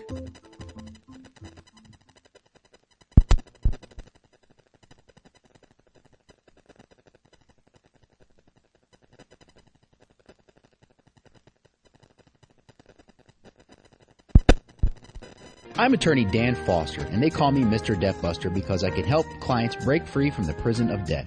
Whether from medical bills, credit cards, or foreclosure, my firm helps good, hardworking people who are going through tough times. We will stop the harassing phone calls and get you the relief you deserve. Give me a call at 877-673-3282 or visit MrDebtBuster.com and let's get a plan together to bust you out of debt. Foster Law Offices is a debt relief agency helping people file for relief under the U.S. Bankruptcy Code. Mr. Big's Sports Grill and Tap Room, Washington's premier sports restaurant, offering an all-day lunch and dinner menu featuring a wide variety of items, including Mr. Big's platter, ribs, boneless wings, and shrimp. Stop in and enjoy what's on any of their 25 HD TVs, or relax on the fully seated patio. Open 7 days a week from 11 a.m. till 2 a.m. with live entertainment every weekend. Located at 595 Racetrack Road off I-79 at exit 41, down from the Meadows. Mr. Big's. Welcome back to Ross Memorial Park as the W&J Presidents at Thomas More Saints hook up in Game 1, and it's the Saints defeating the Presidents here today by a 9-6 final. W&J jumped out to a 6-0 lead on the Saints as Nick Vento hit a solo homer in the first inning to make it 1-0. The Presidents pick up 2 more in the third. All the action after 2 outs. A bunt single by Josh Stanish, Ronnie Parrish with a single, Kyle McLean with a single, and then a 2-run, 2-out, bases-loaded single for Kyle Smith, scoring Stanish and Parrish, 3-0 Presidents.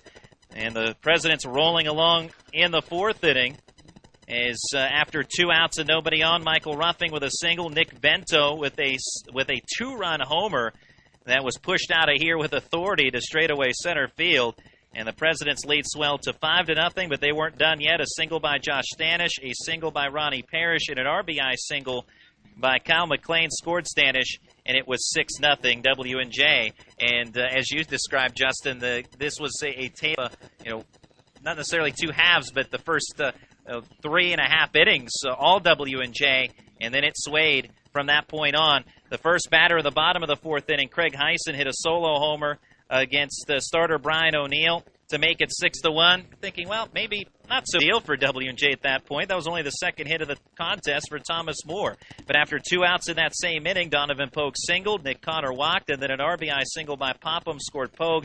It was 6-2 Presidents. In the fifth, Thomas More tied it as a leadoff walk by Brad Popham.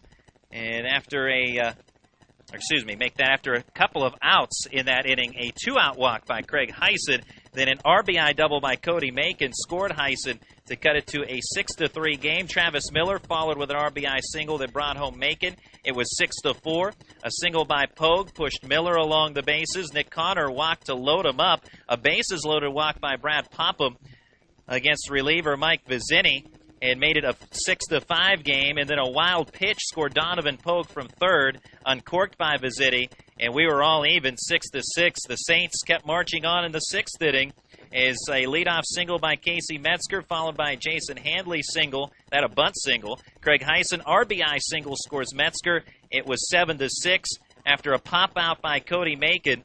A sacrifice fly RBI for Travis Miller brought home Handley, and it became an 8-6 Saints lead. Then a little small ball with some wild pitching from Tyler Dean in relief. Hit a batter, Brad Popham to start the frame. Sack bunt by Graber pushed Popham along. A wild pitch advanced Popham to third. And then a suicide squeeze bunt by Casey Metzger pushed Popham home. It was 9-6 Thomas More, and that would be your final. Is, again, a tale of 2 halves, essentially. All Presidents in the first 3.5 innings, 6-0. Then the Saints scored the final 9 for the 9-6 win, and Justin Piles will have your pitching totals.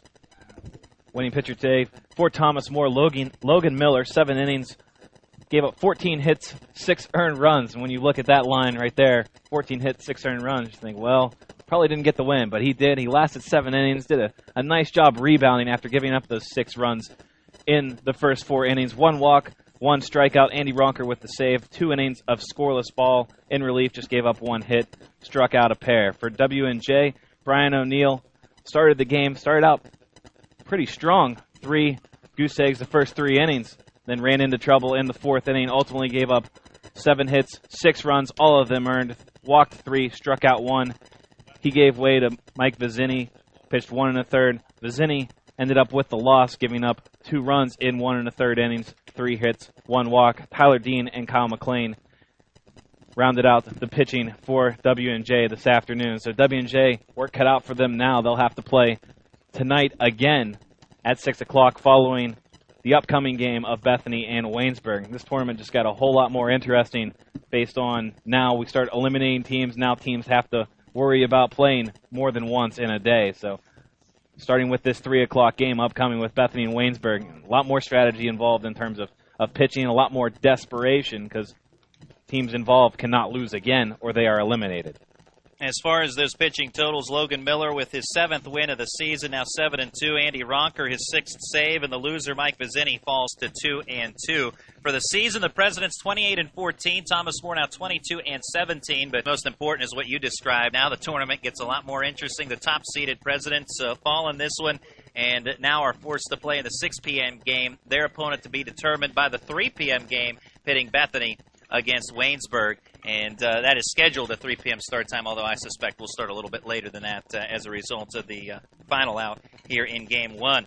As now it's time to hand out our Mr. Big's Big Player of the Game, and for the Thomas More Saints, helping lead the charge in the comeback and really sparking the comeback, he hit a solo homer in the 4th inning that got Thomas More on the board. Seemed harmless at the time, but proved big as it rallied the troops, and ending with a 3-for-4 day, 2 RBI.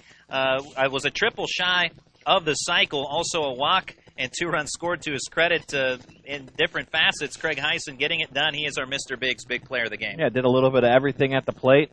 Nice job starting it off, like you said, with that home run, and just took just a innocent fly ball to right field that got out of here to really jumpstart the Thomas More offense, and they poured it on after that, and he was a part of that in subsequent innings. But that was a big turning point in the game, and really when the game started to sway the Saints' way. And now they're enjoying no more baseball today. They can sit and watch until tomorrow. So that's it for Game 1. 9-6, Thomas More defeats the W&J Presidents. Stick with us on the PAC Sports Network. We'll have the rest of today's action. Game 2 will be Waynesburg and Bethany. Well, start around 3:10, so a little delay with the one game overlapping just a little bit, get these teams warmed up, get the field in good shape, but we'll be ready to go around 3:10. All right, so check back with us around 3:05 as we'll have a quick pregame and starting lineups for you. 3:05 pregame, 3:10 first pitch on the PAC Sports Network, Bethany and Waynesburg in our next contest. Again, the final here, Thomas More 9, W&J 6. We'll talk to you. For my partner, Justin Piles, I'm Randy Gore with the PAC Sports Network. You are listening to coverage of the PAC Baseball Championships brought to you by Sport Clips.